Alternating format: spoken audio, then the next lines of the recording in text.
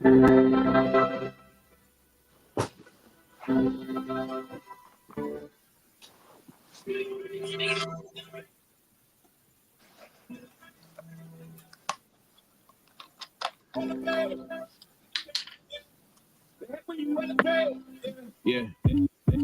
They hate when you elevate. The second of losses, I'm handing them out. Yeah, I had to go delegate. It feel like I'm floating, I'm lost in the moment. I swear I could levitate. They never believed that I would really fly. I had to go demonstrate. I had to set them straight. They hate when you elevate. Elevate, elevate.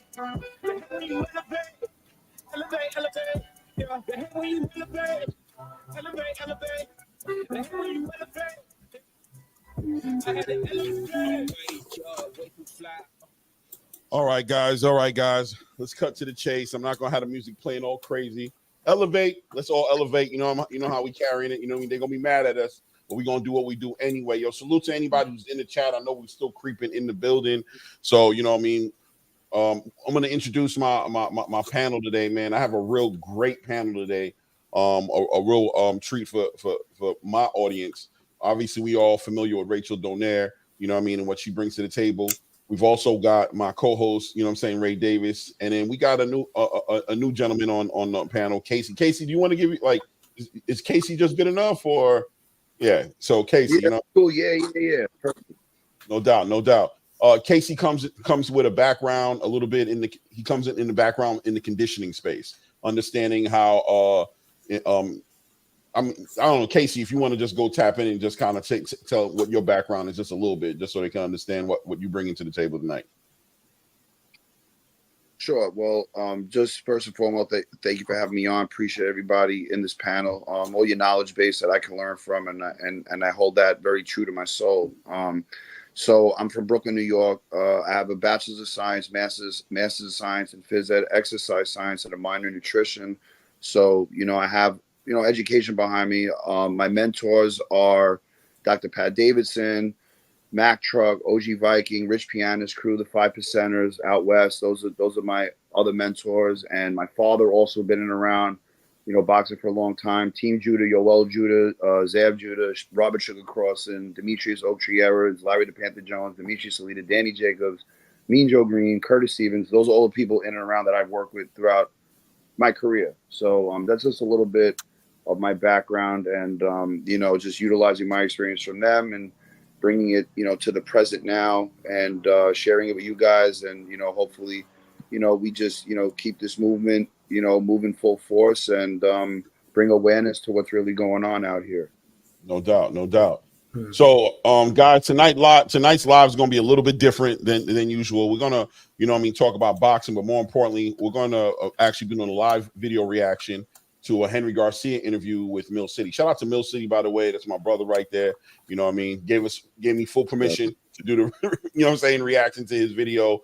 And Gray Mercy, salute, Big Money as well. And we're gonna just go through the interview. If you guys didn't see it, Rachel Donaire was also part of it. Casey was also part of the panel, conversating about, obviously we know what it's about, Ryan Garcia, the PED use. And we just want to put some perspective on some of the things that maybe wasn't highlighted properly on the video, because there was also a lot of antics around what was going on that may have made it hard to really pull the meat out of the pull the value out of the whole interview.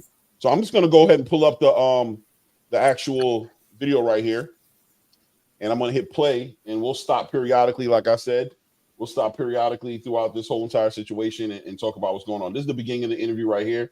Here we go. Can I get a mic check as well?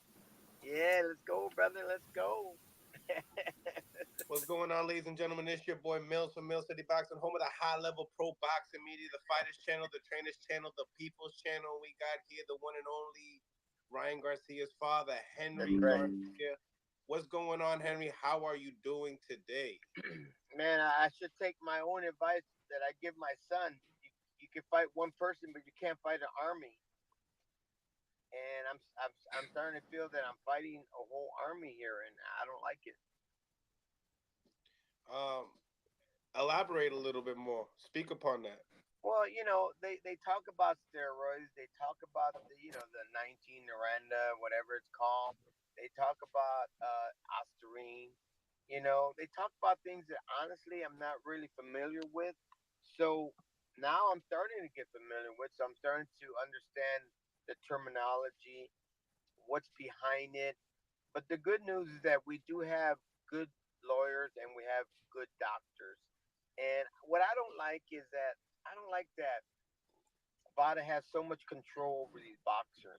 It's like they have their careers at their hand, and I really don't like that. I'm not starting to like that. So I'm gonna do something about it that's gonna piss Vada off.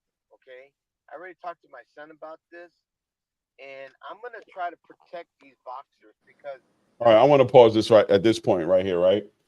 I want to get into the whole entire energy that he's so what he's bringing to the table right now is basically saying that that Vada is in many ways attacking or preying on these boxers, right? And that he's building a narrative that we need to protect all the boxers. This is not just about Ryan Garcia at this point.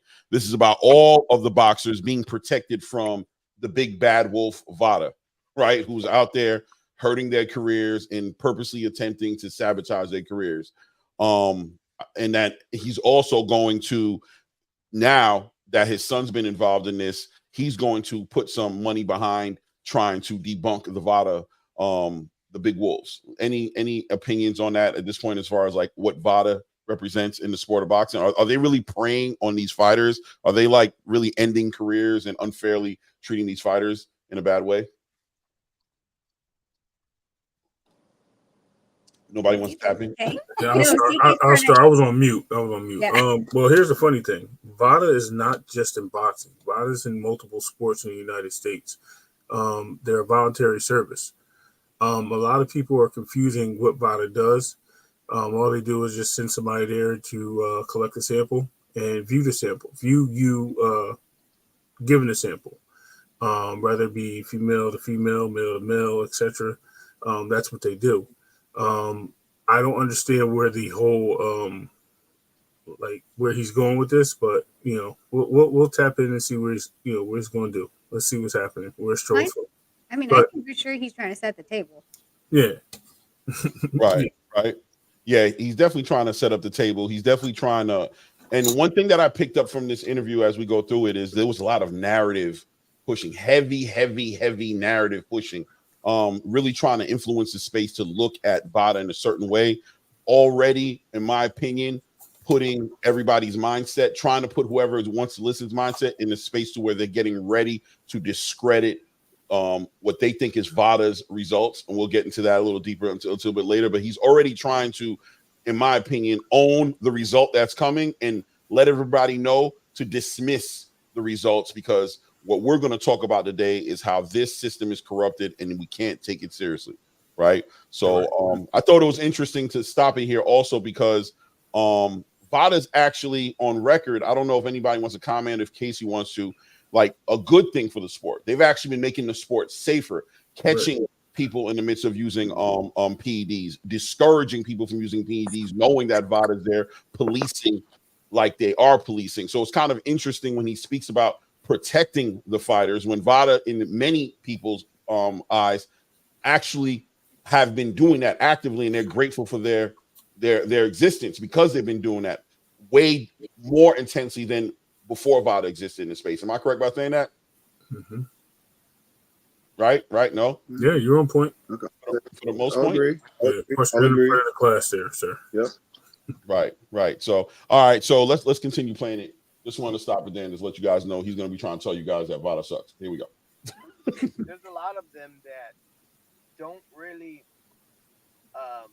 know what's going on when they're taking either supplements or maybe something else that triggers Ostarine or any other stuff. Now, if you take steroids, hey bro, you're guilty. Okay, and you should be condemned for it. Okay, I understand that part because boxing is nothing to play with. But if you're innocent and you don't really understand what you're taking or what's going on or what happens, then you got to give these people a chance to explain themselves thoroughly. What I don't like what Vada does or any state commission commissioner. What I don't like is that, well, you might have not known it, but you're still responsible, and that shit got to stop because it doesn't make sense. That's like me going to CVS and telling the people, hey, you know what? I need something to lose weight, so I need a supplement or some kind of cream. But can you do me a favor before I buy it? And they're gonna say, what's that? Take it to your lab and check and see if there's Ostarine there because I'm a boxer. I mean, come on, bro. Does it have to be that technical? See, that's what's pissing me off. And that's something that I'm going to stop. I don't care whether, it's not my son or anybody else. Brother, I'm telling you right now, I am going to try to fight for these boxers. I am dead tired of all this bullshit. They have your life in the palm of their hand. All right, I'm going to stop it periodically, guys. So, what I think is interesting up to this part right now is the accountability. He basically wants the accountability to not be on the boxers as much as it is. He feels like, if something is inside of a supplement and they're not aware of it being in a supplement, that they shouldn't be held accountable for it. How are they supposed to know?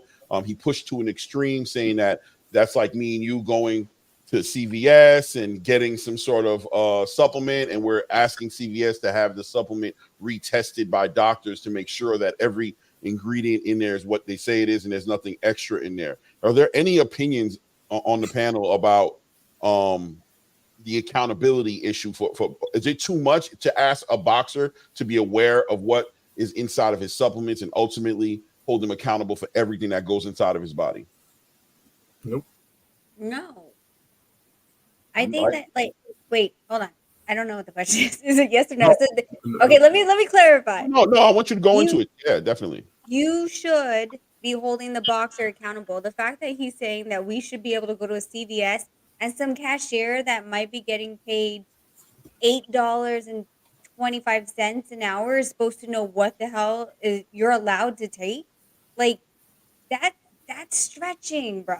It's stretching. Like you're not even going into a nutritional store like GNC where, some of them, I don't know, Casey can say if they're a little bit more trained on supplementation, but to ask someone that's just behind the counter and or that works in photo that's just supposed to check you out, they're supposed to know like what drugs you're not allowed to take. They're probably be like, I don't know, just you're not supposed to take any drug.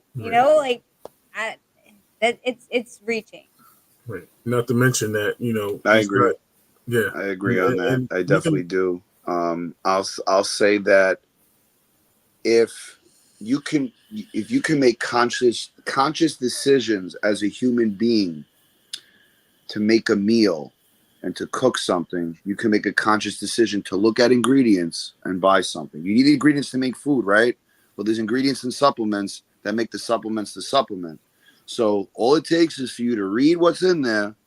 Right. And then if you're not sure, you just research if it's legal or not. And then you could make an educated decision. Wait, this pill has this ingredient that I never heard of before. Gee, let me check to see if it's legal in boxing. I think that's very simple. But this is where the gray area comes in. And I'll say gray areas only exist when people try to justify irrational behavior. This is an example right here of irrational behavior. In my eyes, it is. And I agree with Rachel because if I'm putting something in my body, why is it someone else's responsibility to read a label for me? I mean, a coach could guide you, but at the end of the day, don't you want to make sure for yourself, give yourself that extra reassurance that you know what you're ingesting? That's just my opinion. And I just feel it's a little bit of a cop-out what he's doing. But it's his son. He's going to say anything to protect his son, regardless. That's his seed. Really, that's his seed. He's not going to belittle his son through this because, number one, it's his son, and he's living a nice lifestyle through his son. So it's a father-son thing, and that's just what it is in my eyes. 100%. I agree with you 100%. And just to tap in a little bit deeper, as far as USADA put out a message a few weeks back Well, it was highlighted a few years back. So I actually think he put it out a long time ago, but just explaining that there were supplements being put out there, and there were things inside of the supplements that weren't actually on the label. And that you would read the label and it wouldn't say Ostarine was on there, but yet there could still be Ostarine in there, right? So I think that's what Henry was alluding to, was if we can't read it on there and it's in there anyway, why should we be held accountable? No. I think the topic is fair in the sense of, all right, you didn't read it on the label and it was in there, but at the same time, you're getting paid a lot of money, right? Especially at this level, the level of Ryan Garcia and Devin Haney. You understand the significance of and the consequences for having certain things in your system. Why would you freely just be taking random different supplements that you didn't make sure by maybe spending the extra coin to have laboratories look into the supplements and make sure that anything you're putting inside of your body that you can co-sign and say, I did what I was supposed to do. I have some documentation to defend my position on taking this supplement. And if something still popped up, that helps inside of a case like that going to sanctioned bodies. They won't just crucify you the same way they would if you were just negligent, didn't do any research, popped the pill because it said, don't worry about it. Boxing's not going to get mad at it. Go ahead and pop me. Okay, I get, you know what I mean? Like just being on that level. Am I correct by saying that the fighters make enough money to where they should be taking that extra step to make sure? Of course. Yes, and I'm going to touch base on that, and I'm going to stretch it a little further. There's two things here. One, every single person walks around with a smartphone where you can use Google. Number two, boxers have nutritionists. If you're not sure of something, you send it to your nutritionist and have them investigate it. He pays a nutritionist. Why is it a problem? See, here's where everybody fails to realize the common sense of things. It's the ignorance, like I said, that people throw out there and they don't believe in themselves and they just want to go to whatever the story sounds good on the green side of the street. Let's get back to where the red line is. The red line is this guy had plenty of opportunity, if he did take something off the shelf, to get it tested, to go to a nutritionist, or even ask the pharmacist if he didn't understand what was going on, or Google it himself. There's plenty of ways of figuring out things, and science is there. So, we can figure all this stuff out. So it's no excuse. This is just a cop-out. Yeah. And like I said, just to kind of reiterate, the magnifying glass is on you, brother. You're in a sport where they're paying you millions of dollars. You're in a combat sport to where you're inflicting damage on somebody without any PEDs. It's what sport you're in. You weren't born yesterday. I'm sitting here in my little studio here, and I know somebody whose career is that, and who has everybody who has people around them with vested interest in them not getting caught up in something like this. It's up to you as the fighter to make sure to use all the resources available at your fingertips to make sure that you're a clean fighter the night of the fight. But, in this part right here, just getting back to the video, Henry Garcia is basically trying to take away that accountability from the fighter. He doesn't think that a fighter should have any more accountability than me and you going to a store looking for some antihistamine, and clear up whatever we got going on. He feels like we should all be on the same playing field. You know what I mean? So let's see. Let's keep on going. Your career. And that's bullshit, bro, because they could suspend you for 2 years because you didn't know. Now, again, let me reiterate. If it's steroids and you're doing some shit on steroids, bro, that's on you. But if it's some bullshit Ostarine that sounds like Listerine, come on, brother. Look into it a little bit more. Start understanding. But these boxers, honestly, they are innocent. Amir Khan is innocent. You could hear it in his voice, and he stands by it.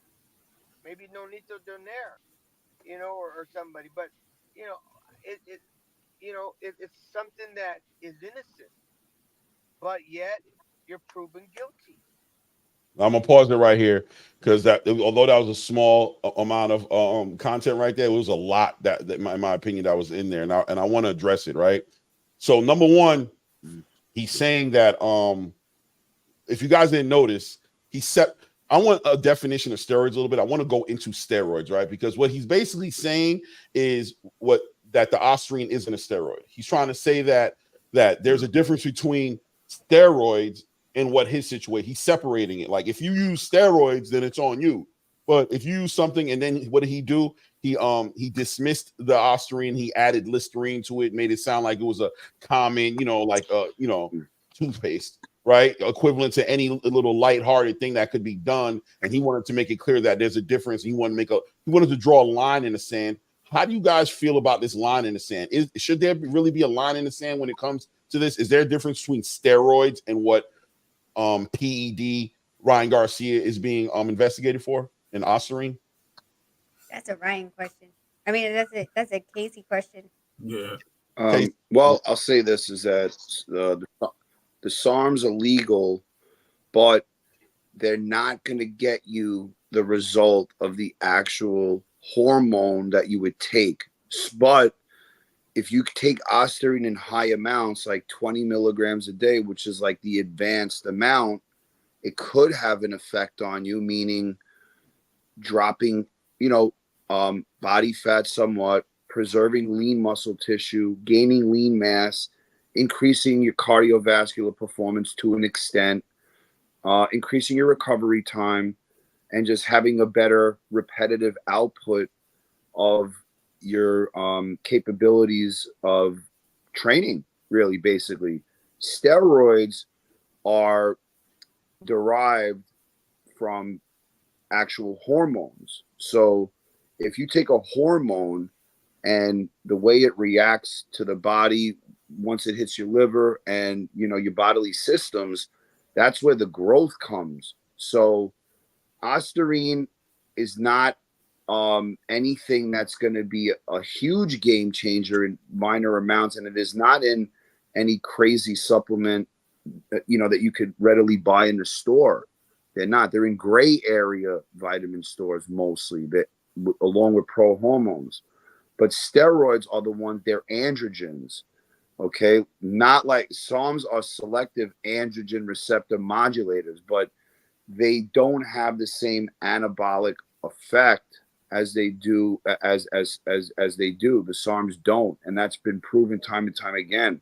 There's a reason why anabolics, number one, are way more money. They're intramuscular injections. SARMs are not intramuscular, except that other one I mentioned yesterday to you, Rachel. But they're not on the same playing field. Like those are the almost steroids.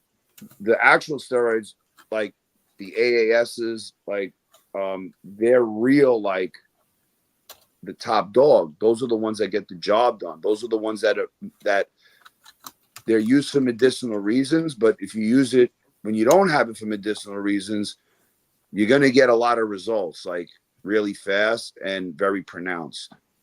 Sure, definitely. And I'll just tap in to say this, coming from, not understanding exactly how Ostarine affects anybody in the ring, performance enhancement wise. But I'm just going to say that the science says that it's a red flag, that they don't want them to use it. And I'm assuming if, for me on a surface level, it's easy as WADA says don't use it. They think it can affect you in a way that's unfair. It makes it an uneven playing field. And this comes down to the technicalities of it, of these are the rules. And the responsibility is on you to stand and follow the rules. And if you go outside of the lines where the rules don't exist, then like the old saying goes, if you're not on an umbrella when it gets rain, you're gonna get wet. You know what I'm saying? So make sure you're on the umbrella. Make sure you're staying inside the lines where you're supposed to be. And we won't have these conversations. But in this case scenario, Ryan Garcia went outside of those lines, didn't pay attention to what was going on in his body. And I also want to say something like this. I don't know if he intentionally did whatever he did. This is not about passing judgment on Ryan Garcia. If it makes people in the chat feel any better, we can say fighter A and fighter B, right? Ryan Garcia will be fighter A, fighter B can be Devin Haney. So if it's possible for you guys to separate this conversation from the results of a fight between Devin Haney, Ryan Garcia, and we can stay focused on the topic of PED usage and accountability in boxing, I think it'll be a lot easier to take this medicine if you don't feel like you're necessarily fighting for Ryan Garcia or defending Devin Haney. That's, take it as you want to take it. Try to jack it on, see if it fits, but it ain't going to stop nothing over here. But just kind of trying to put some perspective on this has nothing to do with a fight specifically between Ryan Garcia and Devin Haney, in the sense of Devin Haney being made the victim and Ryan Garcia being the villain. This is about the test and how the test works and the results from that test. But I digress. I'm gonna get back to the video. Hit play. Let's see what Henry got to say. And you're condemned for it. So of course I don't like what's going on, and I'm gonna put a stop to it, brother. Before everything's all over with, I'm telling you right now, I'm gonna be the one to say I broke through, because I'm tired of these assholes, man, that are doing this to people. They're doing it to boxers. They're doing it to other athletes. It's like, who the fuck are they, bro? This is a volunteer shit. And you're gonna fucking do this to boxers that all they want to do is make a living, and now they gotta be on fucking tiptoes. Come on, brother. Enough is enough of that bullshit, man. And then that stupid ass Victor Conte, okay, that motherfucker, he's a snake, bro. He fucked up Barry Bonds, Mark McGuire. He fucked up Sammy Sosa, Marion Jones, Timothy Bradley. He fucked all of them up, and he knows it. He went to jail, and the motherfucker comes back with his friend Fat Albert, or what's his name, Dan Raphael. Okay, he comes back, and he fucking goes into boxing now. You know? All right, let's pause it right here. Once again, a little bit of time, but a lot of information, right, being put out here, and I think we need to dissect some of it. I probably should start writing some notes, but I think we're doing okay, guys. And I appreciate you guys and your patience in the chat. Shout out to my panel again for being patient throughout this whole situation. And I also want to give props and respect to Mill City Boxing. You guys go and subscribe over there. This is his content right here. Did a great job on this interview. And yeah, that being said, getting back to what was said in the video. So in this portion of the video, Henry Garcia is basically once again speaking on the accountability and how unfair it is. And, you know, Vada's the big bad wolf, and these fighters are just trying to make a living, man. They're just out here trying to make it happen for themselves and their families. And Vada is making it very difficult for them to do this, taking it maybe a little too seriously, you know, making every little part of this whole entire process of getting in the ring and engaging in a combat sport where people get hurt. It shouldn't be that serious. It just absolutely shouldn't be that serious. Lay off, bro. Let these guys fight and entertain the world. Vada, calm down. What say you to the panel about which also, and I know Casey probably wants to tap in on this part a little bit, potentially, we'll see, but the accountability that Victor Conte's introduction to the space, who, from my understanding, I don't know yet. We'll find out tonight, maybe, or maybe a little bit further as we do more research. Victor Conte is behind all of this, right? He's coordinating these things that happen the way that they're happening. He's running Vada behind the scenes.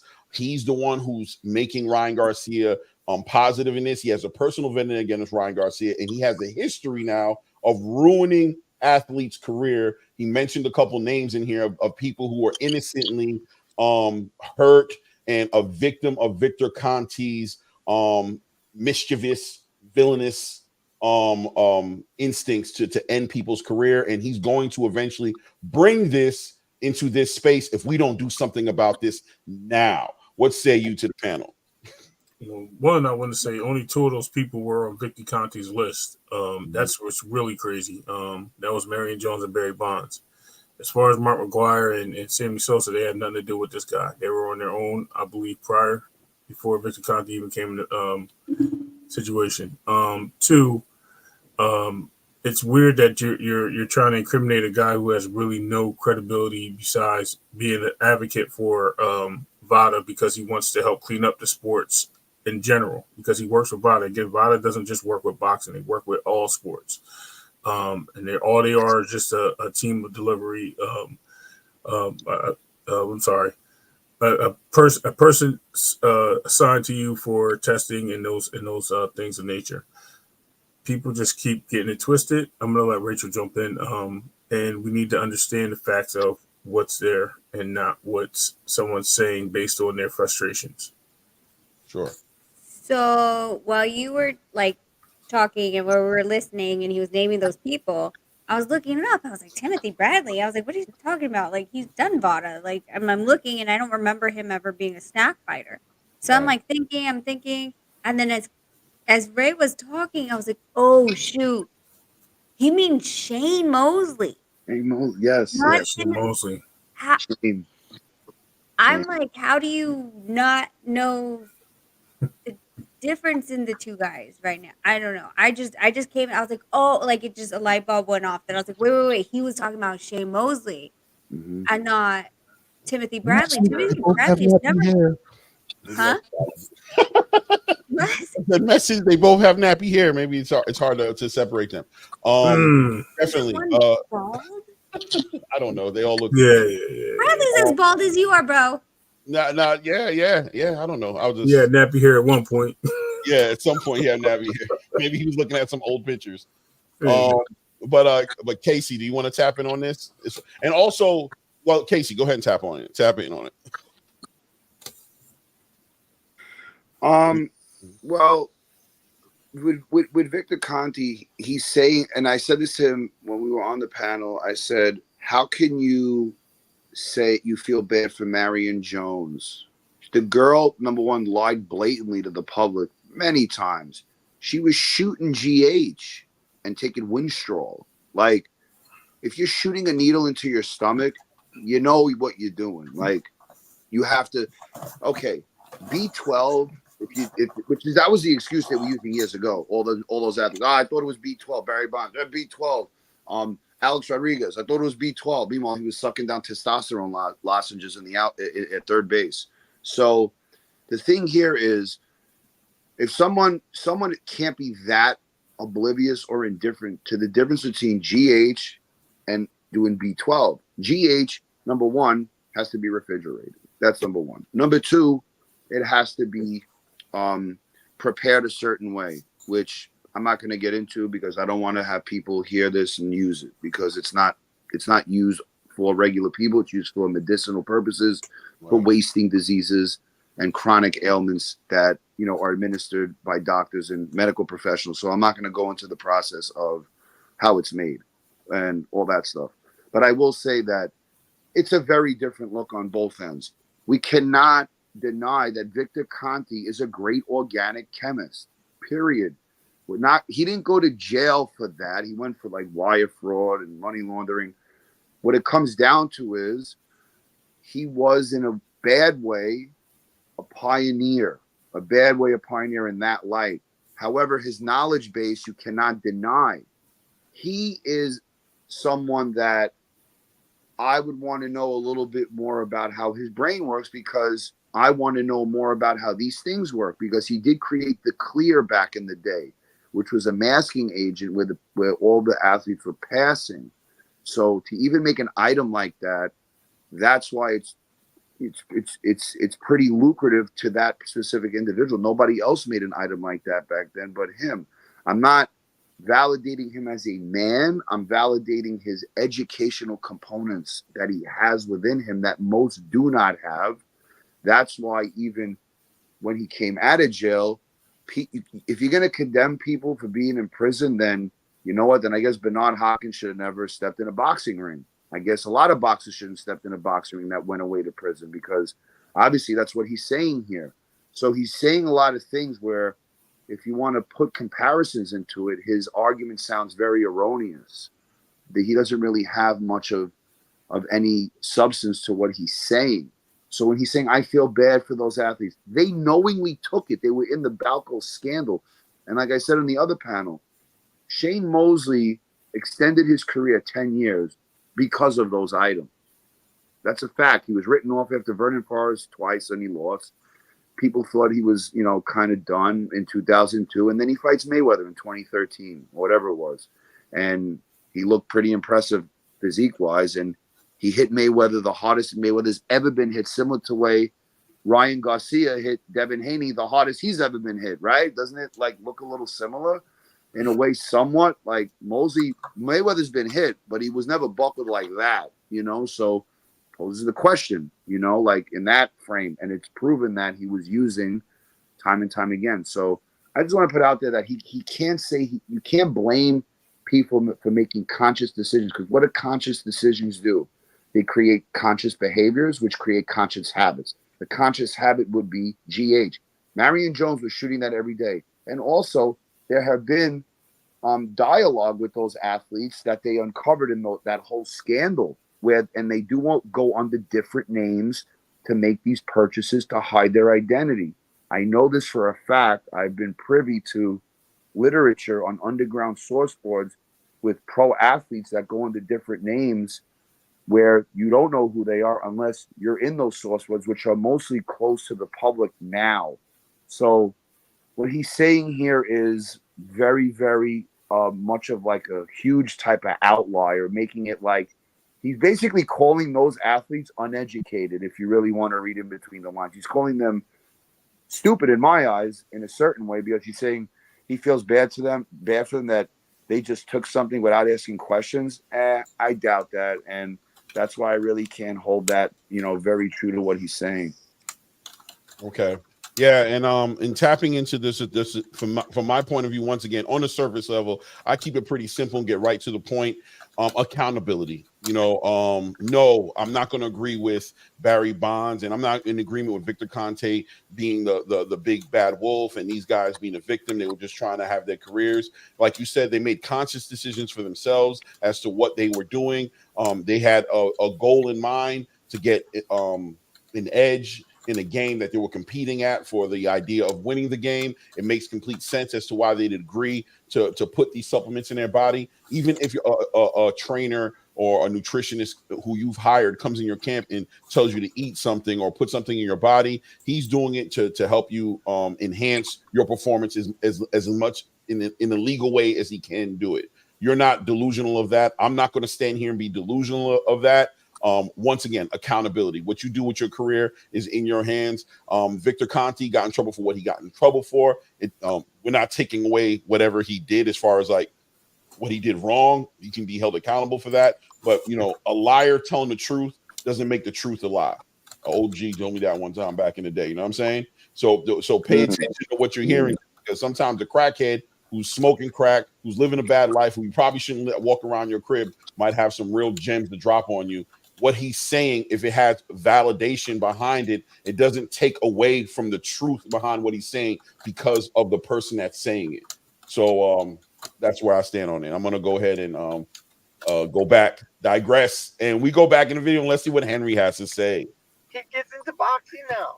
It's like, why would you let this asshole who fucked people over and their lives and their careers and their credibility, and now you want to get to boxing?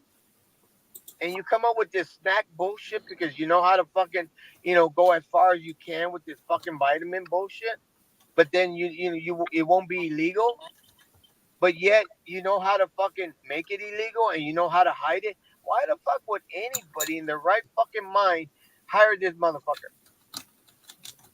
Victor Conte is a Conte. You guys did. No, because remember, Ryan picked Vada, but now that we understand Conte is behind it, I didn't know that. I didn't even know his name, honestly. I didn't even know his name. I swear to you, I put my hand on the Bible. I didn't know Victor Conte was involved. I didn't even know about Harvey Dick or Doc, whatever his name is. I didn't even know these people, bro. Now I'm starting to fucking know everybody all of a sudden. But it's so weird. That's what I'm trying to say. People are innocent. But why are you proving them guilty if they're fucking innocent? Wow. If I tell you I don't know this motherfucker, I don't know him. Now I do. But fucking a month ago, I didn't even know. Somebody called me up and said, hey, Henry, man, put the dots together. I'm not going to tell you who, but he said, put the dots together. He goes, look who's involved with Victor Conte. Look who's involved. I mean, look who's involved with Snack. Look who's involved who has ties with Vada. And I was like, who? He goes, a man named Victor Conte. And I was like, who's that? So I look him up. He goes, no. He goes, you know what? Better yet, go on Netflix and go Hall of Shame. Not Hall of Fame, Hall of Shame. And he goes, and then you'll get an idea of what I'm talking about. Okay, so pausing it again. Once again, shout out to Mill City. You guys go subscribe over there. If you don't know, you need to know. He has some of the best interviews in this boxing space, accessing all kinds of trainers, fighters, experts in certain, certain fields. Just a lot of information that you don't even know what you're gonna get in Mill City. He stays so lit with the interviews. And again, shout out to my panel. Thank you for your patience. Shout out to everybody in the chat for being patient with us as we go ahead and break this video down piece by piece. So the reason I paused it, guys, right here was that, he introduces his knowledge of Victor Conte, right? Right now in this part, he's basically explaining to the world that he never knew who this guy was. He didn't know that he pulled the strings at Vada. He didn't know anything about this guy. He was completely in the dark about who this guy was. And it wasn't until somebody came to him quite recently in the past 30 days or so that somebody brought to his attention about the existence of a Victor Conte. Victor Conte. I'm starting to use his approach to it. You see how it works, guys? You see how the narrative works? You see how it goes? So Victor Conte, that he did not know who he was. He had no idea about this guy's existence until just recently. Neither did his son, which I probably paused a little too early. He actually goes into him being the one to actually tell his son who Victor Conte was as well, because his son didn't know who Victor Conte was. And basically, once again, being caught, being blindsided by what's really going on out here because he was in the dark. And now that he knows what he knows, he has to react to it accordingly. What say you to the panel? Nobody want to tap in? Well, I refuse to say anything because I'm not a doctor either. So, I don't want to stipulate anything on pharmaceutical supplements here. But I do know he is full of shit and he's just whistling Dixie. He's just doing it. He's just trying to burn any narrative he can get out there to just formulate anything to just make himself sound credible. He sounds like a buffoon. People don't know how to listen to people. They don't know how to read between the lines. All they know how to do is just sit there and listen to the gossip and they run with it. Bro, this is not rap. This is not entertainment. This is just somebody who's trying to just throw anything and distraction out there to manipulate your minds. They did it before and they're doing it again. The whole nappy head comment in the fondling comment was distracted with a video, and everyone fell for the video. I told y'all this that day that y'all are distracted, and they're doing it again right in front of y'all, and y'all so blind y'all can't see it. Unfortunately, it is what it is. Oh, 1 second, not to interrupt you guys. Hey guys, we got 66 people in the chat. Thank you guys all for jumping in.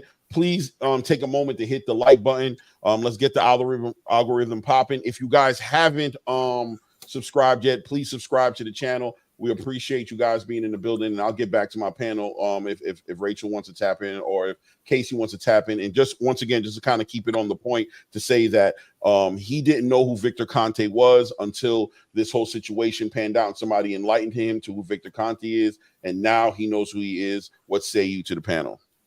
I think it's just, it's funny because I don't think anyone's answered this yet. Ryan had snack merchandise on at least 2 pictures that I've seen. Being that if we're going to hold Ryan in such a regard, right? Like we're saying, like Ryan is the, the biggest endorser. He, he's with Game Shark or something, Gymshark. And he was with Abercrombie, I think, at one point or whatever. And social media, you don't just wear anything.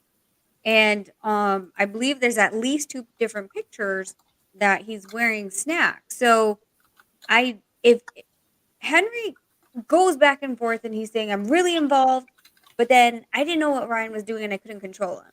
So how did he not know that, Ryan was, and I don't know the business transaction, whether it was trade for product, t-shirt for product or t-shirt for money.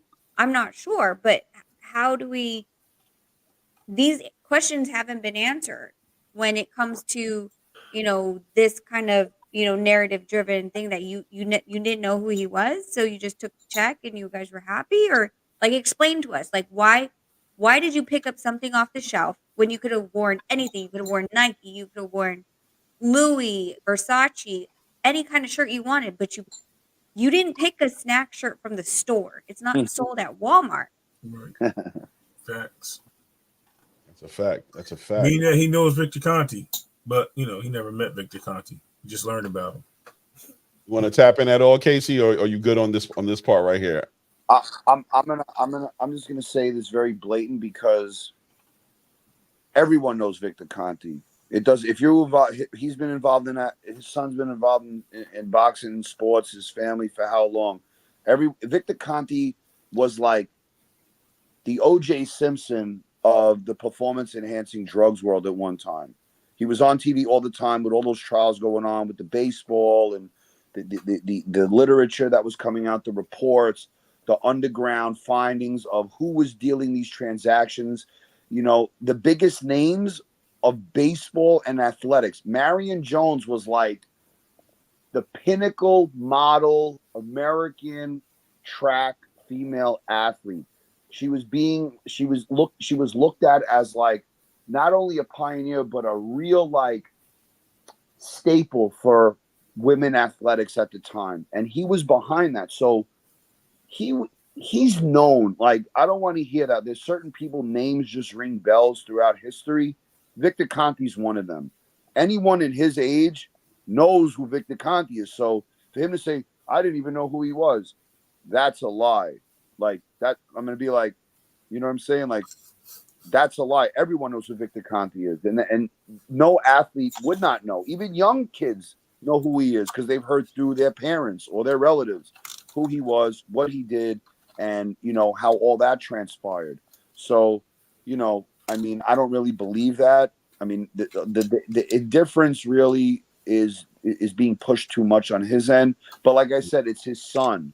So he's going to say, I don't know this, I don't know that. But that's cool, though, because, I'm sure we'd all do that for our kids at the end of the day, like to preserve their reputation and integrity. So, but it's cool, though. I respect that he sticks up for his son, but we have to be very transparent with our dialogue and understand that Victor Conte is a household name in this world. It's undeniable in my eyes. That's what I feel, especially if Ryan was 11 years old and his father was 20, all right, maybe he doesn't know who Victor Conte is, but I don't think that's the case here. So I believe he did know who he was all along, and it's kind of unavoidable not to, especially when you're involved in boxing at this point. 100%. I agree. And I'll tap in and say, once again, I try to keep it simple and stay in my lane. I'm not an expert. I don't know what Henry Garcia is thinking, what he knows, but I'll say this, right? Without a doubt, there's a narrative being pushed. And you'll hear me say this consistently throughout this whole entire live reaction, that there is a deflection. There's operation deflection from the moment he jumps into this conversation to steer away from his son, what his son has got going on, and to discredit these agencies, whether it be Vada, whether it be Victor Conte, whether it be any of these people. So what he's doing right here is he's once again going in blind. He's being blindsided. He's painting a picture for you that there's no way that there was ever a relationship there. He doesn't know who Victor Conte is. If he was aware of a lot of things before going to this fight, he probably would have never volunteered. And I emphasize on volunteer because Vada is something you volunteer for. So once again, if you're going to volunteer for something like this, you would think you would do some due diligence as to how legitimate this company is, how credible this company is. If they've got as much power as you're saying that they have over what's going to happen with your career, you would think that you would know everything about this company before you got involved with them. And even if it's not you, the people around you, the Oscar De La Hoyas, the Bernard Hopkins, I can't remember the CEO's name of Golden Boy Promotions, trainers, Derek James, so many different people involved in making this machine move forward. You would think somebody in there would do their due diligence about the legitimacy and the credibility of Vada, WADA, USADA, whatever you're choosing to use, you know what I'm saying, to be in the pool of, to get tested of. So Henry Garcia, the way he speaks, you would think he was just not aware of any of the things going on. So let me salute a couple people in the chat too, because we got a lot of people in the chat. Ladies and gentlemen, we got 76 people in the chat. Thanks for stopping by. Please remember to hit the like button when you come in here. If you haven't subbed to the channel, make sure you sub to the channel. Shout out to Thomas Hill in the building. Shout out to Thomas Hill in the building. All right. Shout out to HLD in the building. Shout out to Frequent Fly, my brother in the building. TR, salute. Shout out to Salute to TR in the building. Want to change the topic. Shout out to Plat. We got a lot of new people in the building. Black Cube Bunny, Carl Brown, Cool Breeze. I'm not going to go through all of you. There's a lot of you in here. I really appreciate you guys being in the building. Like I said, please remember to hit the like button. Hit the subscribe button if you haven't done it yet. Shout out to Mill City for this content here, and shout out to my panel. We're gonna go back into the video. Let's see what Henry has to say. And he goes, put the dots together. Bro, if he had not said that, I'd fucking be lost. So I right away told Ryan, I said, Ryan, there's a man out there that's connected to Snack and who sponsors Haney and who has ties with Vada. What do you say? That's how he knew. He was like, what? He found out by you? Yeah. He didn't even know. That's why he tells you, bro. He tells you on his fucking interview. I don't even know how to fucking take steroids. I don't even know how to take Ostarine. He is fucking innocent. And these fucking putos are fucking trying to bring him down. So fuck them, bro. I'm going to fight for them now. But see, I mean, honestly, this is the truth. So I'm not going to lie on your show. I don't have to. I got enough money. My son has enough money. Why should we fucking lie? Why should we fucking lie? Think about it. Why should I fucking lie? I can care less. I care about my son because I'm his dad. So I'm going to fight for him. Because a father who can't fight for their son is not a father. Okay? That's the truth. I'm being real. We got here Punch Drunk. He's just joined us right now as well. Yeah, I'm gonna pause right here because we about Punch Drunk. If you guys don't know, go ahead and subscribe to Punch. He has his a platform too, huge platform, way bigger than my platform. You know, you guys know who Punch is. Go subscribe over there. He's gonna tap in as well. But I wanted to just go ahead into this little part real quick. We can just be in and out with this part right here. As far as him not lying, telling the truth, him having money and having no reason to lie. People with money don't lie. Why would they lie? They have money. And also painting a picture of Ryan Garcia actually being introduced to the idea of who Victor Conte is through his father, Henry Garcia, who got the information and enlightened Ryan Garcia about who Victor Conte was. Once again, nobody knows who Victor Conte is. And now that they're aware of it, you know, they got to approach things a lot differently now, right? Taking him on his word. He also swore in the Bible, promised to swear in the Bible if we needed him to. So that also should strengthen the fact that we know he's not lying. Nobody would ever lie and swear in the Bible. So he's highlighting all these different reasons to strengthen his argument about how he was caught off guard. What say you to the panel? Ooh, ladies first, Rachel. I mean, I this is the problem. Like, I'm trying to find, like, you know, I'm getting killed over here in the chat. Everyone, I see it. come at me right now, and it's funny because, like, dude, like, this is something that he said. Like, we're reacting off of his. Like, you're getting mad because, you know, we're dissecting it word by word right now, and these are things that I didn't hear or just like glazed over when he was talking. But money doesn't have to do with integrity at all. Boom. And if you guys don't care, like, listen, at the end of the day, if you guys don't care and you're like, nah, he's you know, that drug test is BS, we don't need it, blah blah blah, it doesn't matter. Ryan 11111. Why are you guys testing the B sample? Let it go then. Like, I don't understand this. Like, if you're gonna sit on one side and be like, well, we don't care and it's BS anyway, then don't test the B sample.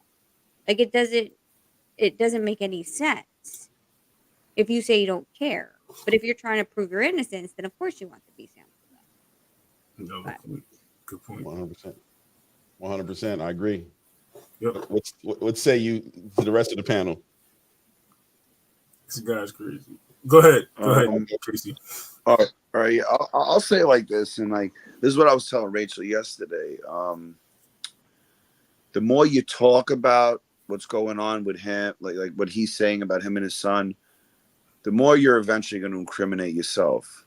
You know, usually in these situations throughout history, even with the Balco scandal, you want to go back to Conte. You ever hear a word from Barry Bonds? You ever hear a word from any of the guys? You ever hear a word from A-Rod? No. Their lawyers take over and say, yo, all questions directed to me. They're done talking. We're good to go. So he's saying, when you play it later, he'll say, we're talking because we're innocent. No, that's a reverse psychological mentality. It's almost like this. I'll put it like this.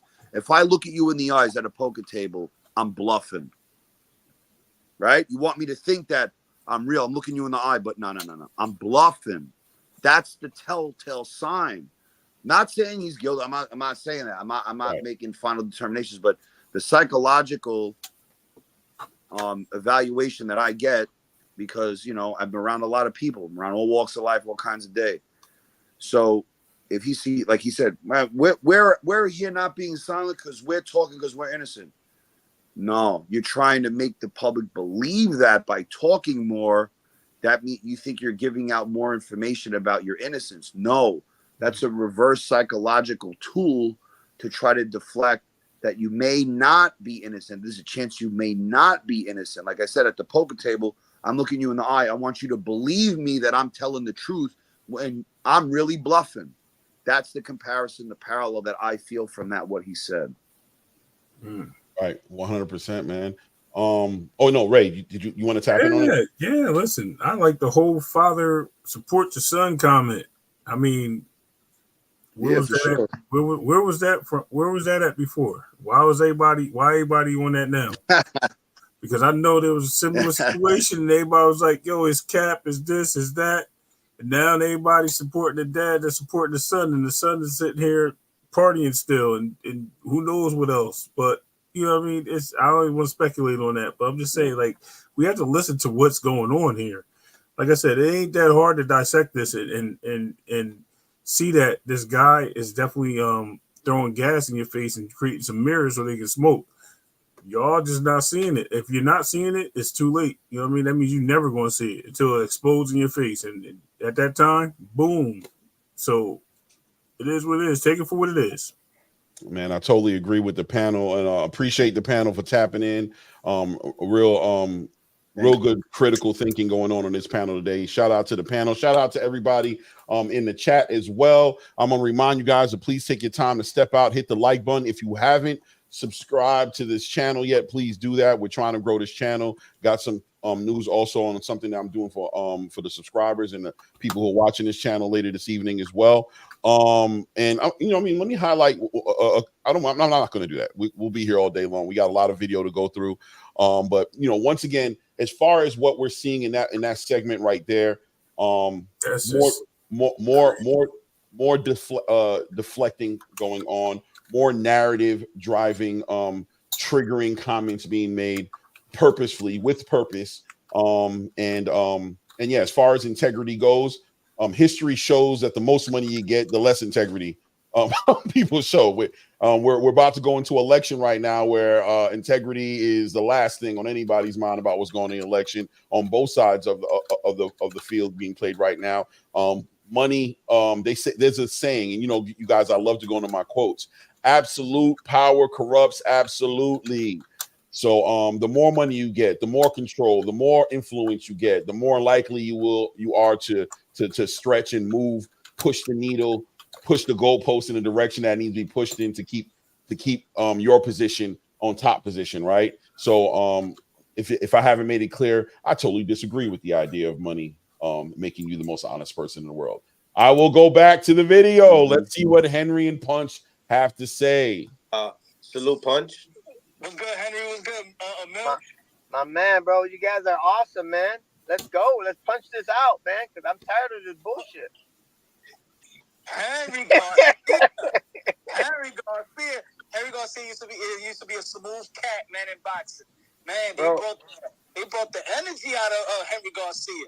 Hey, you know who was who two of my sparring partners was? Who? Rudy Hernandez, the brother of Chiquinito Hernandez, and that Mexican legend, that Mexican guy, what's his name? The one that gives good body shots. He fucked up. I'll think of his name. I always forget his name, man. But the dude fucking hit me in the body and knocked me out, bro. But I sparred him. I sparred him on 14th Street. And, okay, big guy. Huh? Okay, big guy. But I fucked him up. I fucked him up with a jab. Pop, pop. fucked him up. And That's the and Henry Garcia. he came after me and gave me a fucking badass body shot. Fucked me up, bro.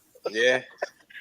Yeah. But anyways, the point I'm making, bro, is like, let's stop this bullshit, bro. Let's stop this bullshit. I'm gonna fight, and I'm gonna tell my son. I don't want to give all the answers, but I'm gonna tell my son, with the money that you got, let's start something new. Let's start something new. Let's start a new campaign, because there are innocent people out there. Unknowingly, like I said, you know how you said, hey, but you knew, Henry. Yeah, I knew, because my son said he invited Vada. He figured, hey, they're cool. But now that I know that this motherfucker Victor Conte is fucking behind this shit too, it's like, I'm fucked. We're fucked, because he hates on Ryan. Anybody that hates on Ryan, Paulie Malignaggi, Chris Algieri, Timothy Bradley, the Three Stooges, the fucking Steve Kim, you know, that's a piece of shit. Okay, whoa. Eddie Hearns, Victor Conte. Who else, Henry? Who else? Fat Albert or Dan Raphael. And these motherfuckers, bro, there are fucking haters. They are haters to the max. And what pisses me off is these are grown men that picking on my 25-year-old handsome, tall, and fucking very marketing genius. And only men? And can knock people out. No, okay, women too. What the fuck is wrong with Rafael Nonito, Donaire's wife? Bro, if you ain't a fucking doctor, shut up. Shut the fuck up. If you're not a fucking doctor, shut the fuck up. I'm going to tell you why. Because anybody can plagiarize anything. I can get on a fucking book and I can fucking memorize the shit. And I come back on your show and I'll start plagiarizing. The shit ain't coming from me. The motherfucker's already written. That's what she did. So the thing that you got to ask a person when they sound smart and all that shit and sophisticated, all you got to tell them, are you a doctor? And they'll quietly say, no. And then you could say, excuse me? Are you a doctor? No. That's what I thought. So shut the fuck up. Don't be like that.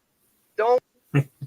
I'm going to pause it right there real quick, right? Because obviously, if you guys don't know, we're about to get into the meat and potatoes of this whole entire conversation. It's about to get real interesting. So if you guys have been bored a little bit and you're kind of wondering why we let it, we're about to do what we call in the movies the climax, right? Here comes the hook. This is the middle of the movie where it gets juicy, and and maybe it'll hold you a little bit longer. Thank you guys for your patience in the chat, for being in the building. Shout out to my panel again. And guys, I'm reminding you, we got like 83 people in the building right now. Really appreciate all you guys tapping into this conversation. Please remember to hit the like button, hit the subscribe if you haven't. Shout out to B4 Champ in the building. That is Mill City who's in the building. Also go subscribe to the B4 Champ channel. Zab Judah, Mill City. That's their specific channel where they're co-hosting with each other. Great things coming from that channel. You also get to access a lot of these conversations that were done on the IG side of the conversation, because we're tapping into the YouTube side. If you guys listen to in the background, as far as Punch Drunk is concerned, and you'll hear Rachel in a minute, and you'll also hear Casey in the background. That was actually on the IG page. So B4 Champ is going to be doing a lot of those conversations from there, pre-recorded conversations like this. So shout out once again to B4 Champ. Shout out to Mill City for allowing us to do a reaction video to his content tonight. And shout out to my panel again, man. But so in this part of the video right here, it's interesting because Henry Garcia now is talking with Punch Drunk, and Punch hasn't even had an opportunity to ask him a question yet. You know what I mean? There's a little bit of praising going on, and hey, man, we're a fan of you, and you know what I mean, great being on the channel. And Mill is letting him know, you know, as well, hey, big guy. They got into a little bit of Henry's either amateur or professional background. I'm not familiar with what he did in his time in boxing, but it sounds like he had some opportunity to test his skills as well. But more importantly, Henry Garcia is speaking towards the unfairness once again in the game. You know what I mean? The innocent people who are getting made to be look guilty, and also speaking on how people are plagiarizing. He uses that word plagiarizing. I want to go into that with the panel as well. If you guys can give me your opinion on what plagiarizing is when we get an opportunity to get there, when it's your turn to speak. But, he's saying that people are basically not giving accurate information. They're giving their own information or reiterating other people's information. And that's unfair. That's not what they're supposed to be doing. They should be getting their own information and communicating what they know, the knowledge that they have. And if it wasn't you hands-on who came up with the information, I believe the words were, shut the fuck up. You're right. You're not a doctor. So that being said, what say you to the panel? I'm just laughing because, to be a doctor, you still have to read a book. The whole thing is you just read a book and you're going through a book. That was crazy. I know medical terminology. Does that make me a doctor? No. And I actually aced the class. So I'm just saying, this guy just spewing stuff out of his mouth, unfortunately. And look, he's doing everything he can to save his son. I get it. But who's really plagiarizing right now? Like, who's really turning the tables and trying to twist the narratives and feed the people what they think they're acknowledging? Henry Garcia. He's not really. He's blaming every single person. He blamed Barry Bonds, Victor Conte. He blamed Rachel Donaire, and now he's blaming who else? He blamed Dan Raffaella, right? AKA Fat Albert. Paulie, Chris Monaghan. No, he's just everybody's to blame. Everybody's to blame for his son testing positive. Isn't that crazy? Mm-hmm. At the end of the day, that's where it stands. No doubt. I just think it's crazy. Like, at no point, like, have I said anything, like that I know what half-lives are. This is how you know he didn't see the content that we created, because I didn't plagiarize content, like my proprietary information. If you know where I'm poking at that, Claymore. Yes, I didn't plagiarize my own property. This is, Nonito and I's property. It's forwarded to my email, the test results. Of course, the videos that I took were mine. And so I feel like someone fed him. I have a couple ideas who's been like putting a battery pack in his back. But he really never watched the videos that Nonito and I posted. And why I don't believe that? Later I'll expand upon that when he starts mentioning Nonito. But yeah, I don't think he watched the videos at all. More than likely he didn't. Yeah. Casey, what say you, brother? I was telling him, as when I was talking with him, I said, it's not about being a doctor. If someone has more experience in a certain topic than you do, then you have to defer to them. It's just how it is. Like, just because, like, you could compare it to anything. If someone has more knowledge in throwing, let's say, a roundhouse kick than I do, that's not going to make them a martial arts expert. They just know that skill better than I do.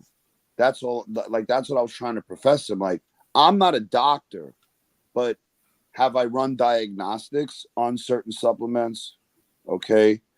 Yes. Have I been in the lab and, my team with my mentors break down the components of some of, like, steroids and performance enhancing drugs? Yeah. Keep it real.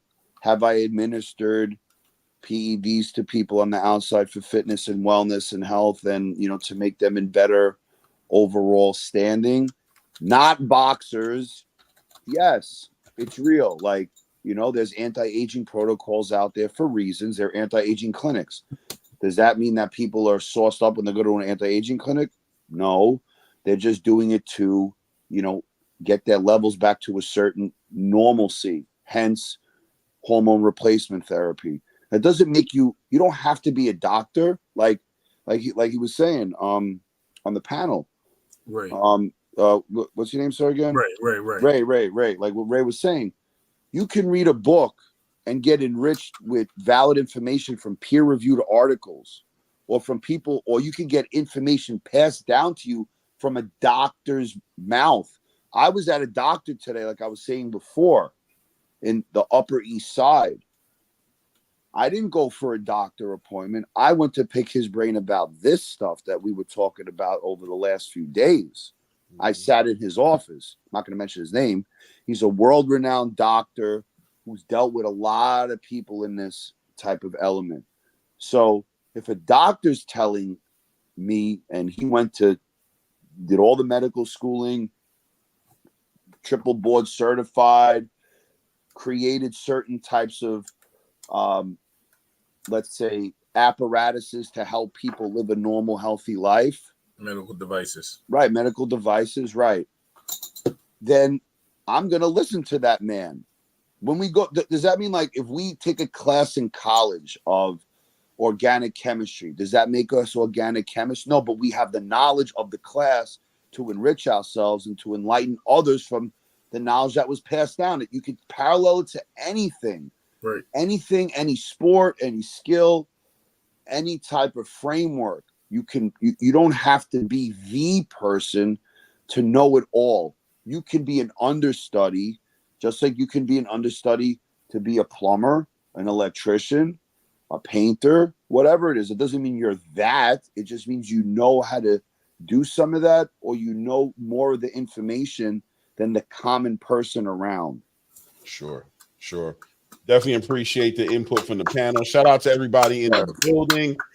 Shout out to everybody in the chat. Once again, 75 people in the chat. I appreciate you guys hanging with us and being patient with us through this. Please remember to hit the like button. If you're not subscribed, I encourage you to hit that that subscribe button. We talk about everything boxing here, not just on this particular topic. If you guys have watched us before, there's a lot of new guys in the building. We talk about the fights, the new fights, the old fights. We break everything down. And I love having these conversations with critical thinking people. Now, my perspective on this whole entire part of the video is, number one, I see he acknowledges that he has a point. And I like that he acknowledges that, right? Like, he has hit what his point is. He emphasizes that he also wants to use Ryan's money to start something new, right? To go ahead and investigate all these situations using Ryan money to do that. And he, more importantly to me, and I'm trying to stick as close to the facts as possible. I can have my personal opinions about things, but what I'm going to say is that he admits to inviting Vada, right? That it was a volunteer, once again, situation, that they volunteered to go with Vada because they thought Vada was credible. Doesn't seem like any issues really came to the surface until he failed, and at that point started acknowledging that Victor Conte had some sort of association with Vada. And we'll get into that as well, because I also want to get into what is this association with Vada? Where does it begin and where does it end? And how influential is he in Vada when it comes to a subject like this? Because from my understanding, he has nothing to do with this conversation. But it seems like he may have something to do with this conversation, and we can get into that and figure that out together as to where Victor Conte falls inside of this equation that would affect Ryan Garcia's results on this test.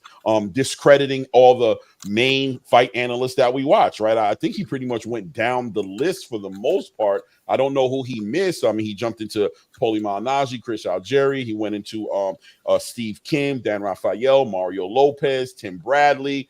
He pretty much specifically took shots at every single source of boxing information that we got in here to let it be known that they're all a bunch of haters and we shouldn't be listening to them.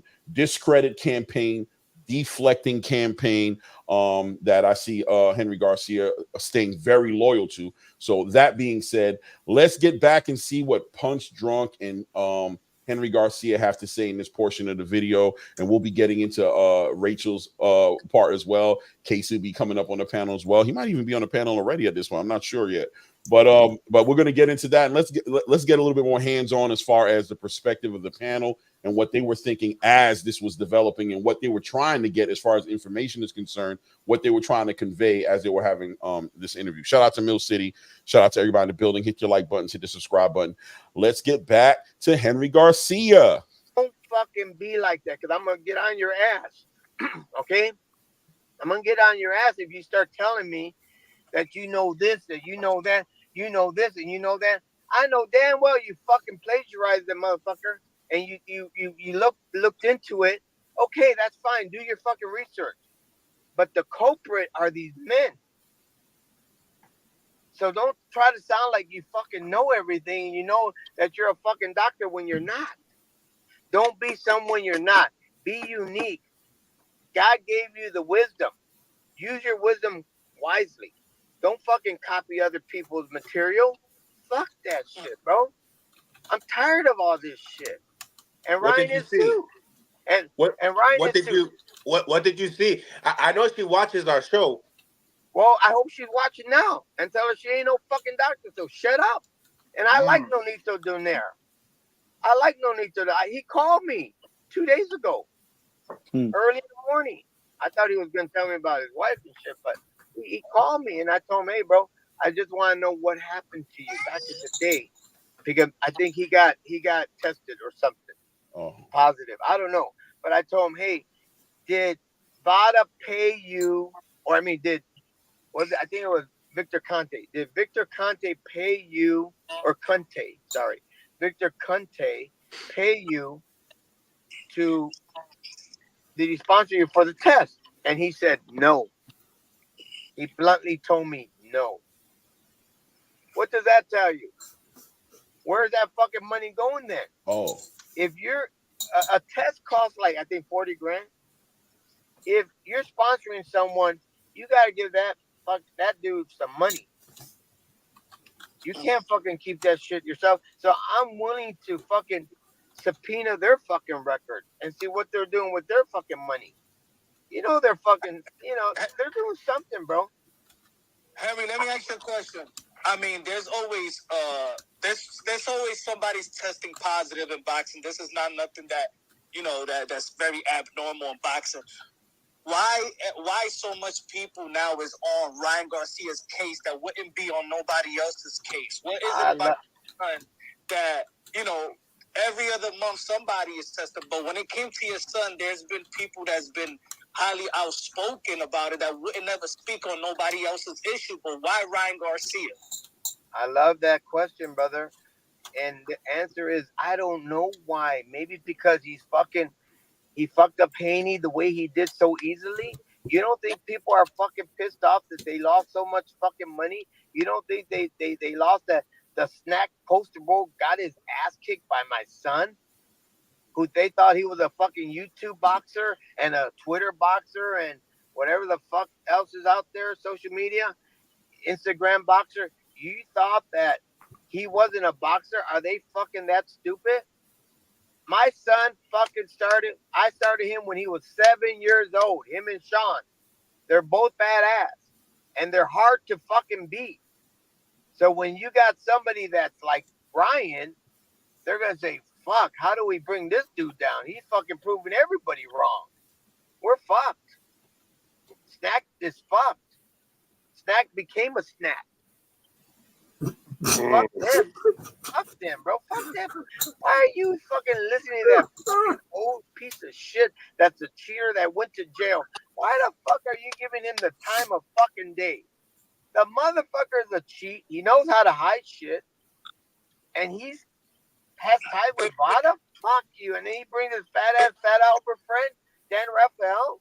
He's a piece of shit. All he worries about is fucking hamburgers. That's it, bro. We all know that Victor Conte is banned from every sport. All right, I'm gonna stop here. It was a lot.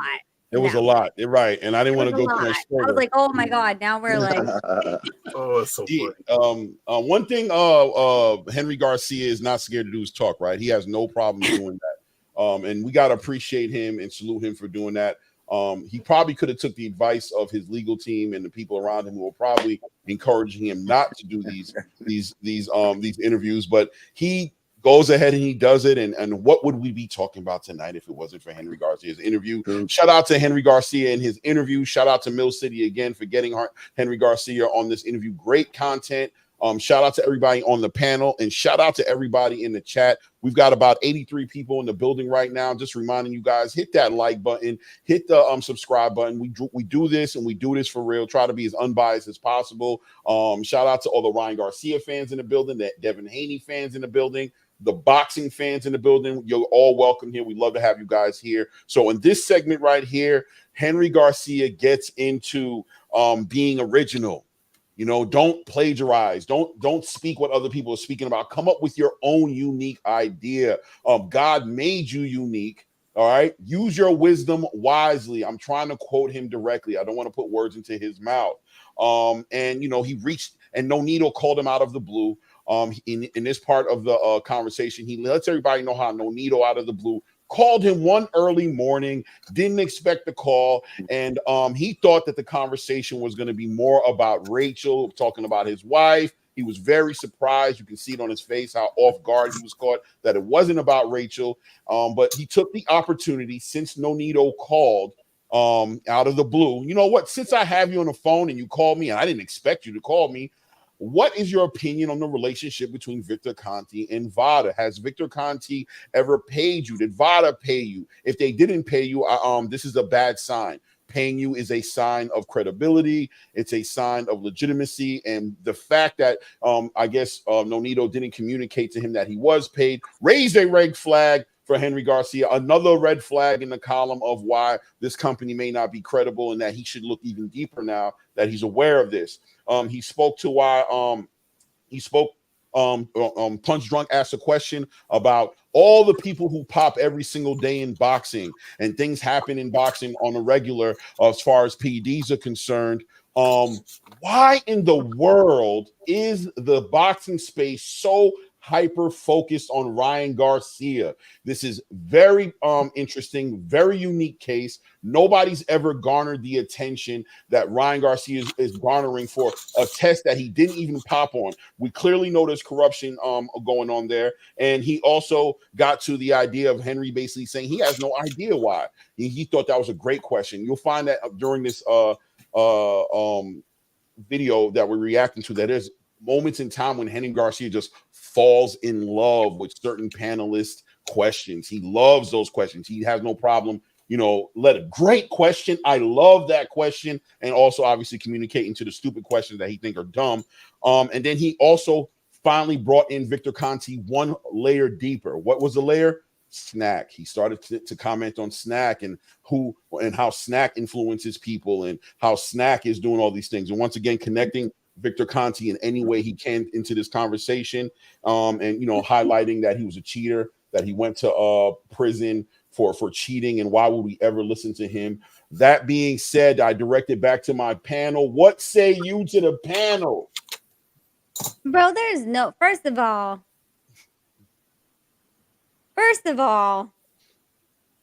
I don't want to do, some of these feminine, moist, activities that I see some YouTube channels doing, leaking. Like, I can. I'm a feminine, so maybe I should just be doing this.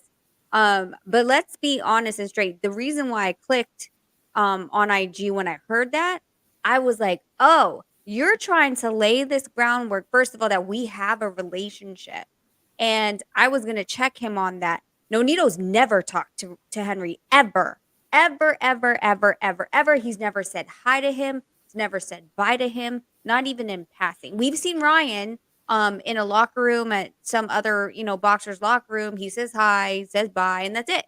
Like, we don't know him. We don't drink with him. We don't, social gatherings, nothing. Henry, for damn sure, never spoke to him in a day.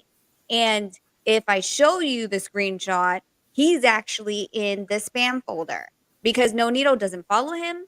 He doesn't, you're a spammer at this point is what IG is thinking. So Nonito had the option, accept, decline, delete.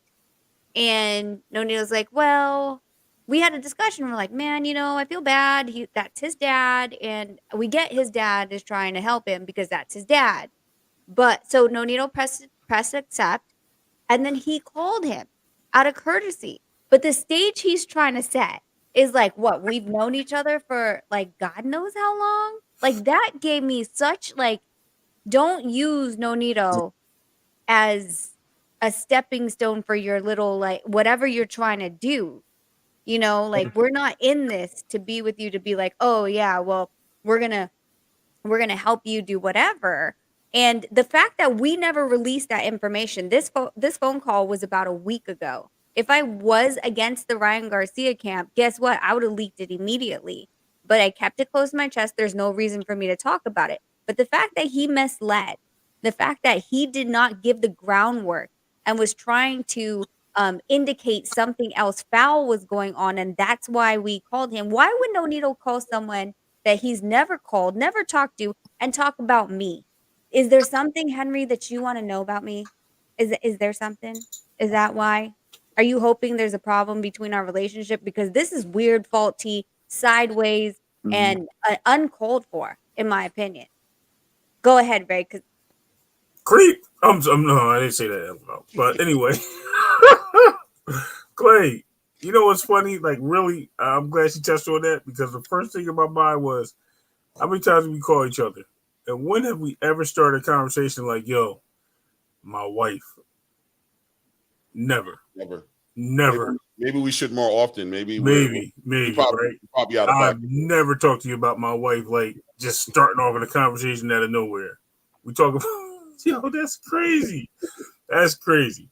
Now, as far as wow, bro, this guy be reaching. And I watched this live. I was actually in the chat with Rachel, Punch Drunk, Mills. Salute Mills. I see you in there before, champ. And Henry, he was on live. And Casey was up there, right? I was in the chat live. I was listening, and I was actually saluting everybody, believe it or not. And I was like, yo, this dude is reaching. He sound like the protection. I mean, like he sound like he like overprotective. Yeah. You know what I mean? And that's all he sounds like. It's not even like, yo, listen, there's a possibility. I'd rather live with possibilities than these people are framing me. Like, that's crazy. Like, it's just, bro, you sound like you're in a movie. Like, where are we going with this right now? And he's reaching a little bit. And then the fact that he just drug Nonito into this. And I heard Rachel say, we'll get to that too.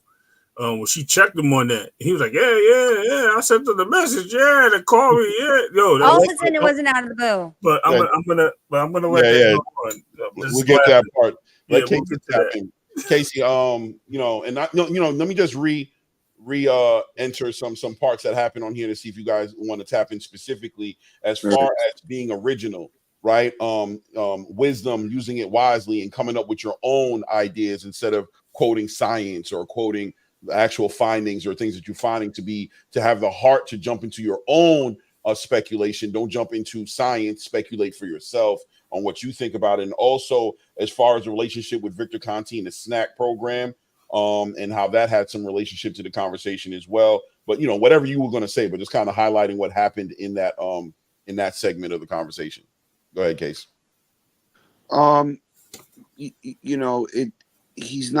He's really talking in a lot of circles. He keeps going back. He'll tackle an issue, but then retract it and then go back to it.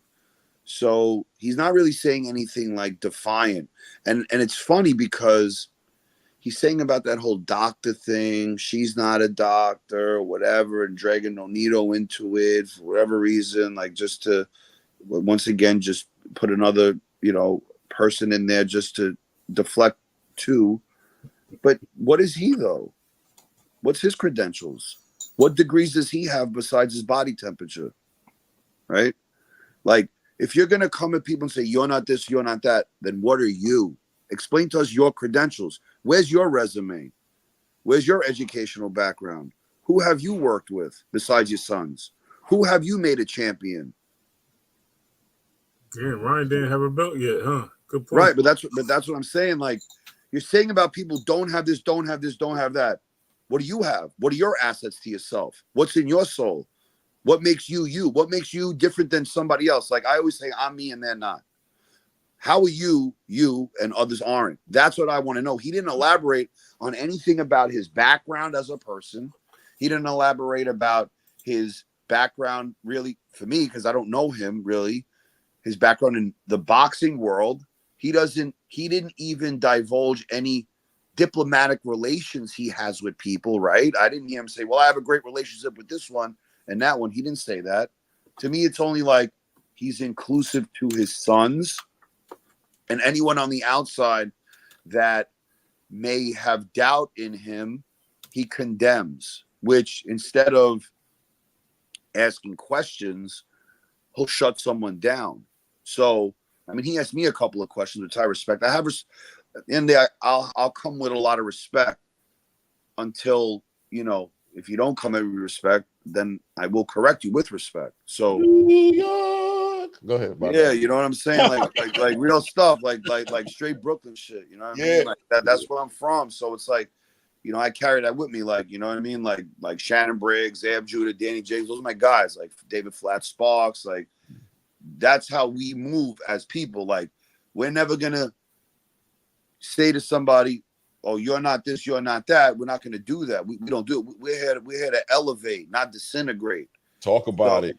You know what I'm saying? So I feel he should have elevated some things within himself, not brag about himself, but talk a little about like your history, like about you, like what you've been through, your experiences, like what you've seen, what you haven't seen. But he didn't go through any of that, you know, and he was, you know, hacking on Rachel, but let's keep it real. Rachel's decorated, has a ton of pedigree, educated, okay, does a lot in the world of boxing, in and around fitness, knows her thing, okay, and she's just sharing what she knows. She's not condemning anybody. He's confusing someone, okay, he's confusing someone that is educated, okay, and like he's taking it offensive to him because he's not on that level of education and pedigree. So he's taking offense to that. So in certain ways, which that's just his personality type. Nothing wrong with that. That's cool. That's cool. Like that. If that's how you are, that's how you are. Everybody's their own individualized person. But I look at more things in a psychological sense of how people are. Like people are creatures of habit. That's a fact. And people only do, most people, especially the common people, do and say what they're comfortable with. Because if they come outside of that, then they're going to have to answer questions. And if you really don't know, you're going to look like a fool. And, you know, what he was saying with Rachel, and he retracted as later on in the live, he retracted a little bit and was kind of like, you know, kind of conceding a little bit to her because he's very impulsive when he talks. He's an impulsive guy. He doesn't talk based off of what he's hearing. He talks it based off of his impulse of what he's feeling, of what his feeling and what his discernment is. But it's facts over feelings.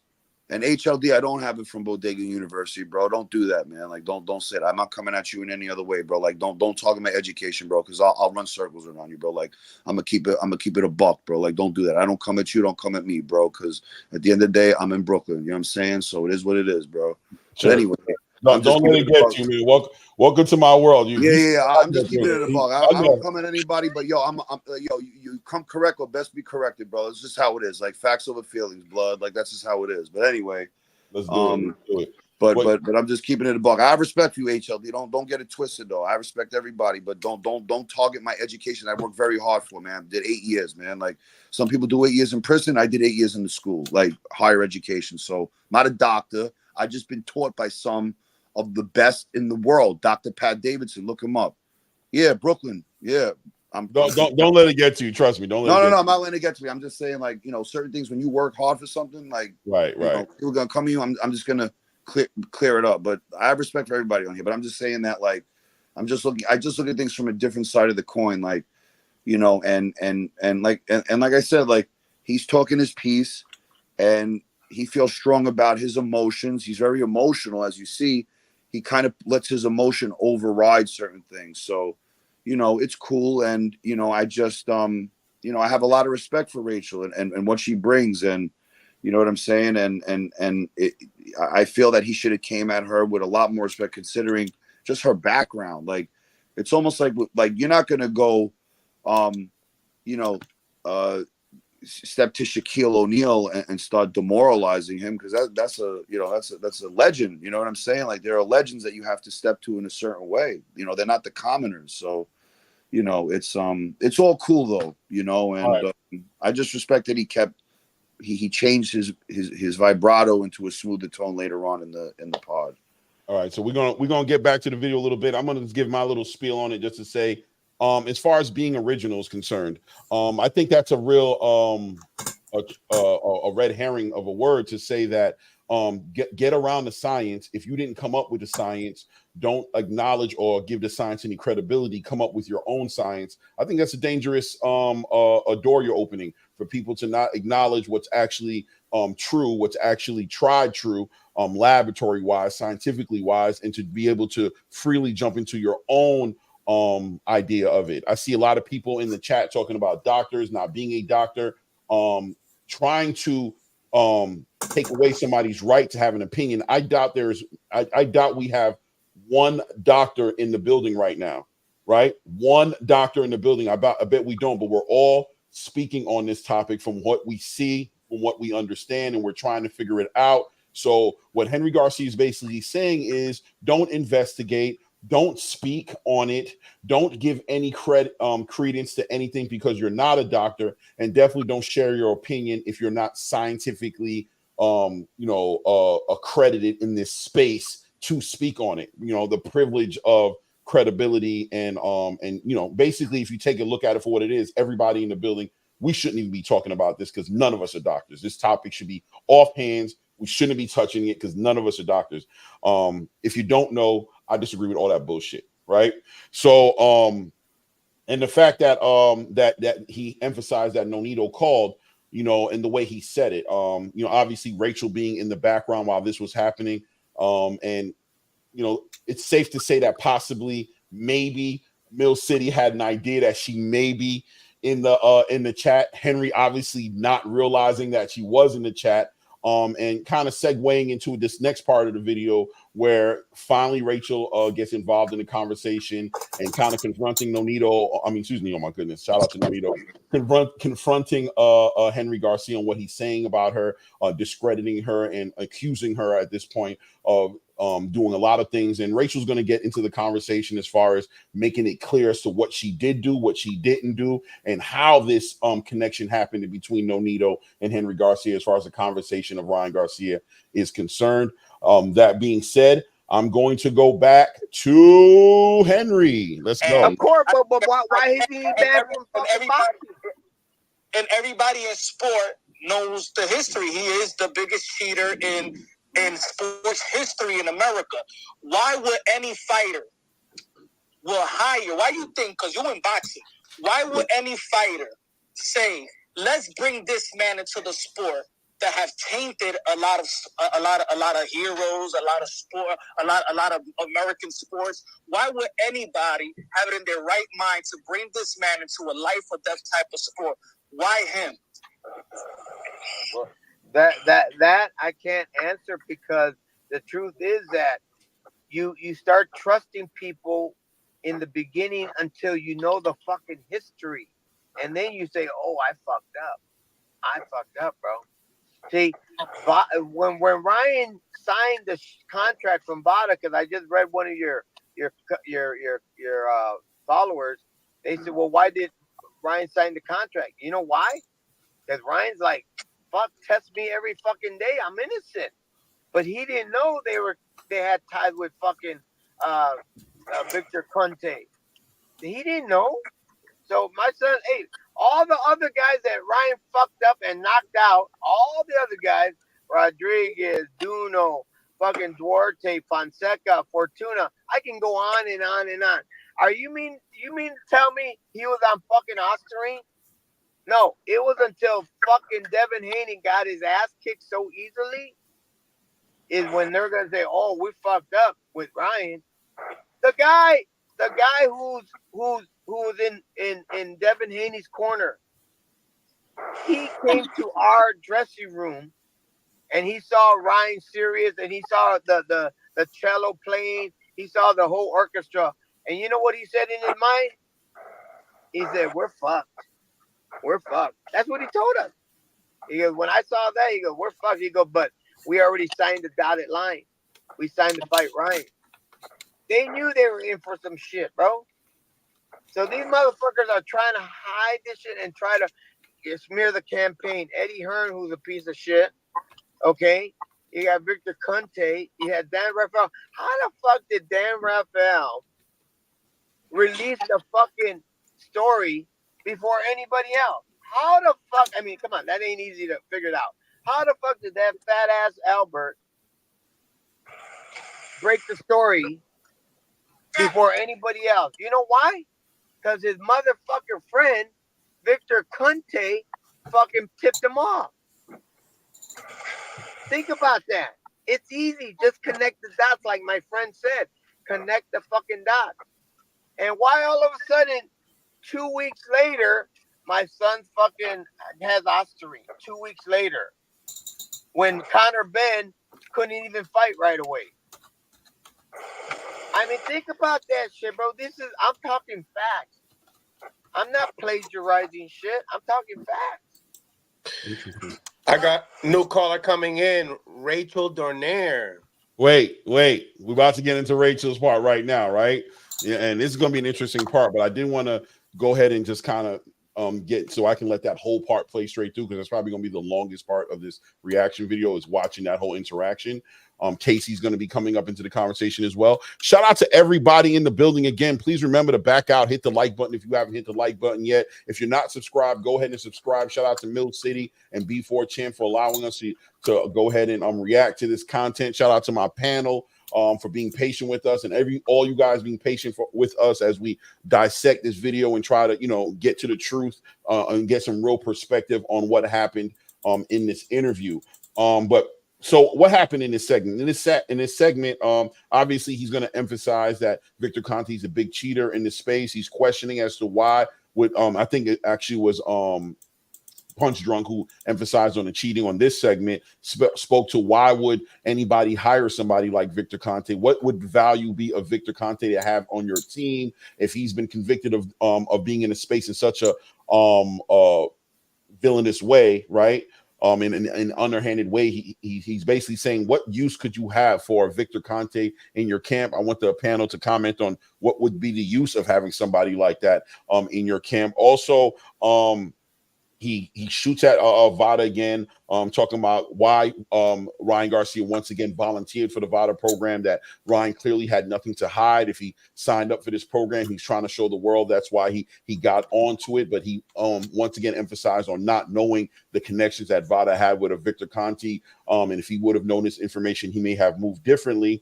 And also emphasizing that Ryan Garcia fought so many fights before this fight. He had all other kind of competition. He never popped negative. Why would Ryan Garcia at this point pick this fight to choose to get involved with PEDs? It just doesn't make any sense. And then he brings in some other people that as he's going through this interview, he's bringing up people who he wants to discredit. So he emphasizes on Dan Rafael and adds somebody new to the list. He adds Eddie Hearn. He discredits Eddie Hearn and adds him to the list, questioning how Dan Rafael got the information so early in comparison to everybody else. Put the dots together, as he said. I have here written connect the dots, as he's bringing Dan Rafael and Victor Conte together now. So how Dan Rafael got the information and how corrupt once again the whole system is. Why? I go back to the panel. What say you? Ooh. I know what I want to say, because I think you missed something that was funny. Okay. How does a person from Devin's Corner walk in the dressing room and say in his mind, we're fucked? But then he told him that he was fucked. Like, which one was it? That was funny. I think you missed that part. And I'm not elaborating on it. I just thought it was hilarious that he said in the same sentence that he said it in his mind, but then he said it to them. Like, which one was it? Like, he likes to throw stuff out there. I'm telling you, everything he throws out there has a twist, and that twist just keeps getting worse. Like Casey was stating, he's not keeping consistency with his conversation. He's just spinning this wheel, and everything is just flying off it as it's going. Any words that he could think of, it's just flying off this, and he's just rolling with it as his conversation. None of this stuff seems valid to me at this point, because it's just like he's just all over the place, and that's what people do when they're actually trying to distract you from things and create opportunities. Now I can't call him a liar, because I mean, aside for the part that he said Nonito called, that was bad, you know what I mean, out of nowhere. But I can't call him a liar because I'm not in his head. But I can tell you that this dude is really looking. If I was in the courtroom and I was a judge, I could tell you right now, oh, I'm not a judge, my bad. But if I was a judge, I'm like, bro, you guilty. Like, there's no way. He's all over the place. Okay. What about you, Rachel or Casey? What do you think? I mean, I feel like you should have had a whiteboard and written down like on the whiteboard who we're blaming right now. Because now we're at Eddie Hearn. Right. Earlier it was Victor. It might change in the next 2 minutes. I think. Well, if I'm coming up, then it's gonna be my fault. Oh, 100%. Yeah. By the way, this is your fault. By the way, Rachel, if you didn't know. 100%. Yeah. I'm putting the finger that way. Casey, how do you feel about it? I also, just Casey, once again, because I always try to, make sure we're staying on topic, and the parts that I kind of want to highlight as far as what are the advantages of having a Victor Conte on your team, being that he comes from such a messy past in the space of PD usage. What in the world would an athlete find any advantage of consulting a Victor Conte on your team?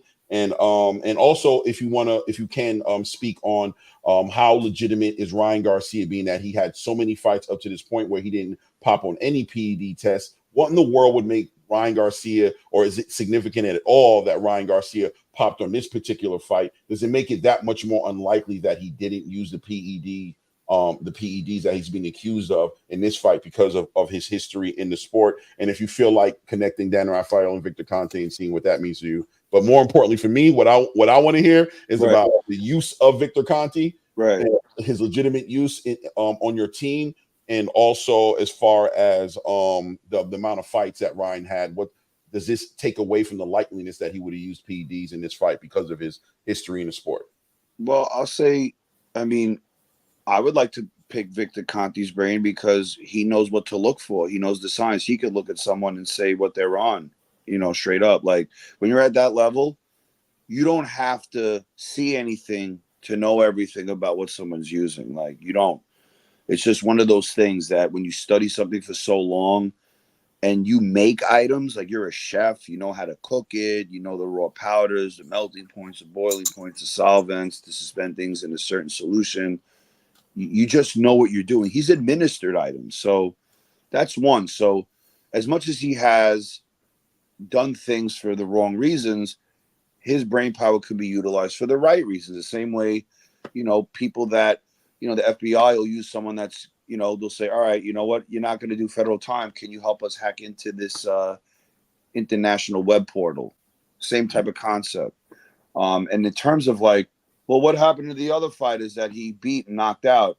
I don't know. Maybe he timed it right and passed the test. Like the half-life, what I'm saying, like you can be on 25 things and pass the test. Like I'll use the example. If I'm in school and I cheat on the person next to me and I get 100, do I really know the 100 work? No, it's 100 on paper, right? I didn't really learn the material. I don't know it. On paper, you're showing 100. So in this instance, Ryan either, he might have used before and he just didn't get caught. It doesn't mean that he never used before. So his father bringing that up kind of puts a little bit of a mark on himself, being like, there was a way to retroactively go back to things, maybe, which I don't know if that's possible, but I'm just saying that he could have used before and he just didn't get caught. He could have used other items that we don't know about that he just didn't get popped with. And he might have tried Ostarine for the first time, maybe. We don't know. There's so many outliers in that statement that his father said, where he's basically saying he knocked all these guys out, What isn't, I'm not denying Ryan's power. I'm not denying Ryan's power. I'm just saying you can't say he never used and he knocked all these people out. You can't say that because we don't know, and with the way these items are created, and if he had certain people in his camp who maybe we know of, maybe we don't, he could have had certain people's camp that really knew what they were doing, and maybe he switched camps and he wanted to try different people to do certain things. And someone said, hey, forget doing this, do some Ostarine. It'll do this. It's, clear out, just time it. And maybe they just messed that up. But there's so many outliers. Just because you won before and you were clean, it doesn't mean that you literally passed the test. It could be clean on paper, like I said with the 100 example, with taking an exam, cheating on your friend, you can pass a test being dirty. There's masking agents. You time it right where it's left your system already. And that's just how it is. That's how I, from experience that I've had in and around this. Okay. And you know, people pass drug tests all the time. People pass, you know, they'll pass tests for cocaine, ecstasy, weed, whatever it is. People can pass those tests. Like, that doesn't mean they're clean. It's just drugs in the system. It doesn't mean you're clean just because it's showing you on paper. Like, you know, you can't take things at face value all the time. You could look at a car and say, damn, what a beautiful Ferrari. But if there's no engine in it, is it a Ferrari? Right. No, I agree with you. And just to kind of wrap it and sum it up, at the end of the day, you know, triangle theories don't work in these conversations very well, right? It doesn't work in boxing and it won't work in this situation. Mm-hmm. Just because you've done things right 100 times, it does build a track record for you of how you normally do things, but things motivate people to do different things in different scenarios. We don't know what's going on in somebody's mind. 9 out of 10 times, we have to go back to the science. If we're using somebody's past track record of what they're doing, it's very difficult to put your finger on the pulse of what motivates somebody to do something at any given time or any moment in time. If they see it, if it fits the moment, they will do it. And if they don't see it fits a moment, they won't do it. We don't know. Getting into the psychology of why somebody does something, if somebody's going to do something, what motivates them to do it. It's a wormhole. It's a rabbit hole to jump into to get into a conversation like that. What isn't a wormhole for me, myself, on the outside looking in and not having any expertise in this space, is to go with the science. If the science is saying something, I'm going to have to go with the science until the science is disproven scientifically, right? So that's how I feel about that situation, to keep it simple. As far as why hire Victor Conte, once again, I'm not an expert. I don't know why. Me personally, if I was in sports and something like that, and I was managing a fight or something like that, I think I could find a lot of uses for somebody like a Victor Conte. I could get information. I can understand what to look for in the other fighter that's fighting me. I can go ahead and make sure that I understand how to use the supplements I'm using so that I don't fall into a situation like what Ryan Garcia fell into. Maybe if they had a Victor Conte level scholar inside of their corner, they would have known to examine the supplements they were taking and to test everything, and that things can get mixed up to avoid being caught up in certain situations. Victor Conte has plenty of uses in the athletic space because he's done the bad things as well, right? The bad things actually add to his resume as to why you want to bring him into the conversation when you're trying to be a clean fighter or to take advantage or whatever you're looking to take advantage. And at the same time, for the people in the chat that may feel like we're going in one direction, you also might bring Victor Conte into the conversation if you do want to use steroids, if you do not want to get caught, if you want to move in a certain way so that you can do things that are illegal. I'm sure Victor Conte is a very valuable asset as well in that conversation, right? But 100 different reasons as to why Victor Conte would be involved. I'll just bring it full circle to say that once again, I am interested in the connection with Victor Conte and Ryan Garcia's actual positive test that he got for the PEDs he had in his system. I'm still interested in how that's connected. All right. And as far as connecting the dots, just segueing and closing with Dan Rafael, Victor Conte, Eddie Hearn, trying to connect these dots as to why scientifically a test went positive for Ryan Garcia.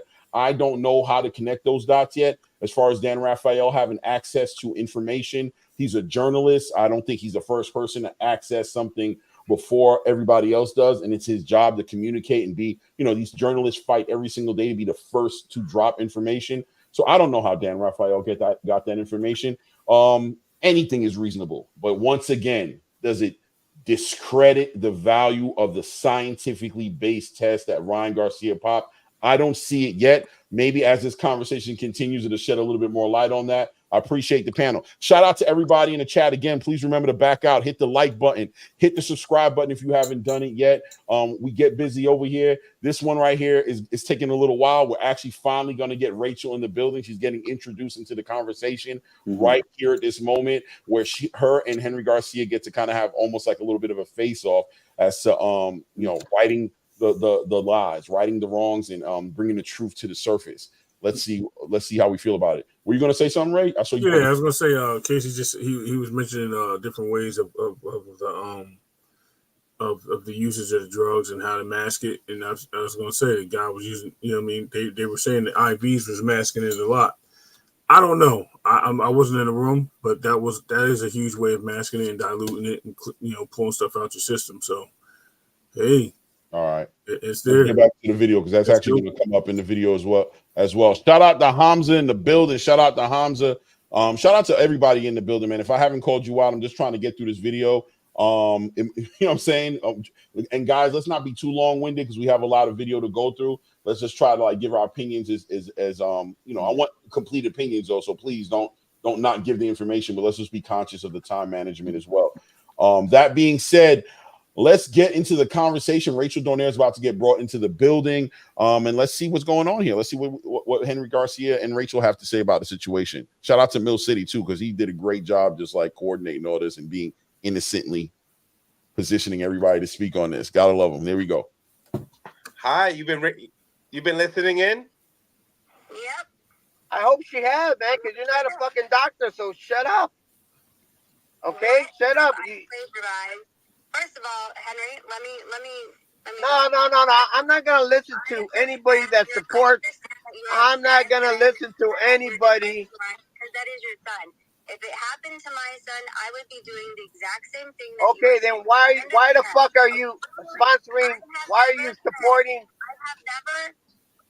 Fuck you, man. Henry, I have never. Listen to me. If I wanted to go viral, your son's name is a big name.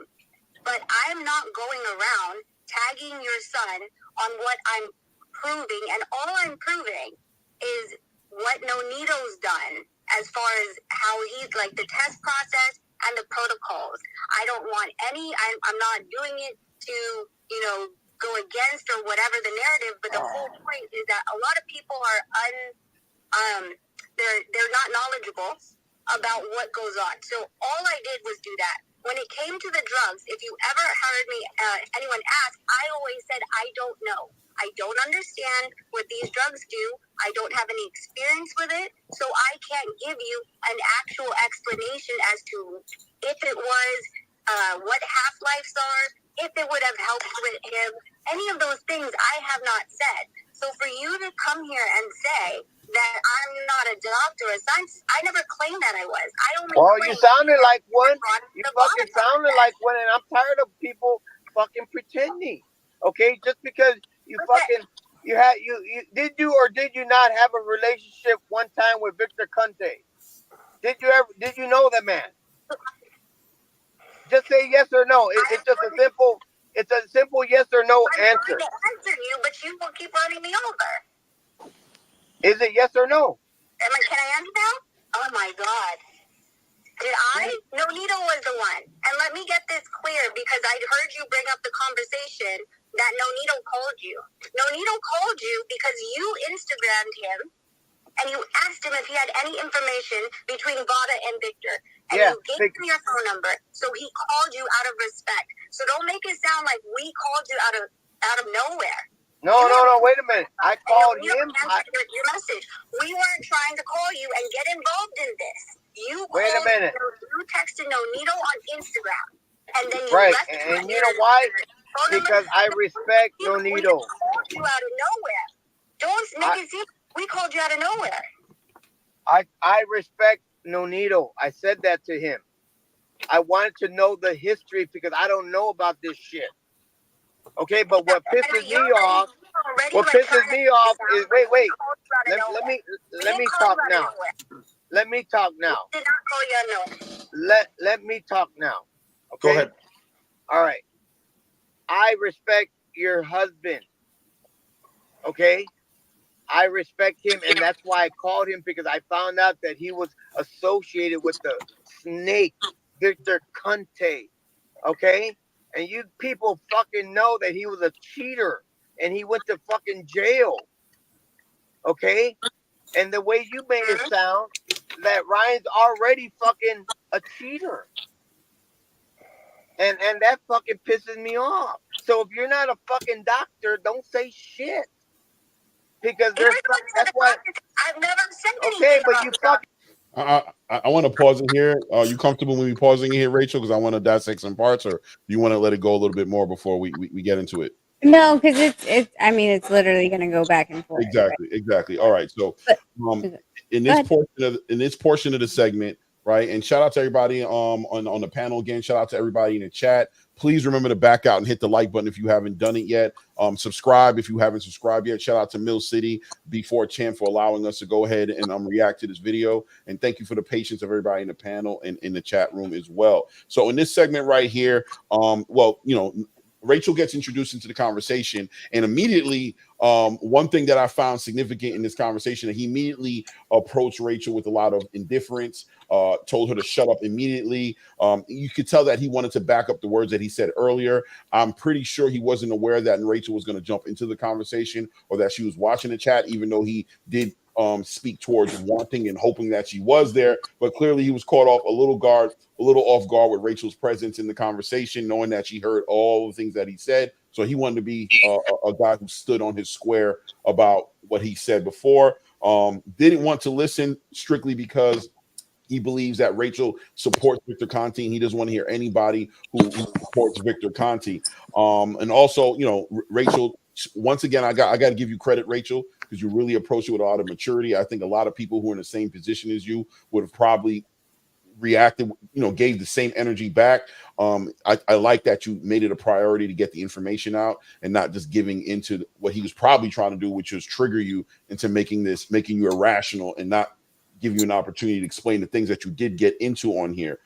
He was very yes, no about things. I wrote that down because there was a lot of times where he asked questions where he wanted it to be a yes or no answer, and he didn't want any explanation or any type of perspective or context to be put into whatever you were going to say. I also credit you for not allowing yourself to fall victim to the yes, no, because sometimes what you say yes to, what you say no to will crucify you. And you might want to say yes to a part of something and no to another part. Not everything is always black and white, and not everything is yes or no, especially when you come into an understanding that somebody may be trying to control the narrative or the direction, the way of a conversation is going. It's important to make sure you get it off your chest, what point you want to make. But another thing that I thought was the main important thing, and the reason I paused it here, is Henry actually admits that he called Nonito. And I mean, he texted Nonito, but he understands what I understood is if you texted Nonito, you called Nonito, right? But some people might want to jump into the part of he didn't call him. He texted her, but he clearly admits in this space right here when he's talking that he did reach out to Nonito Donaire. So that's a lie within itself.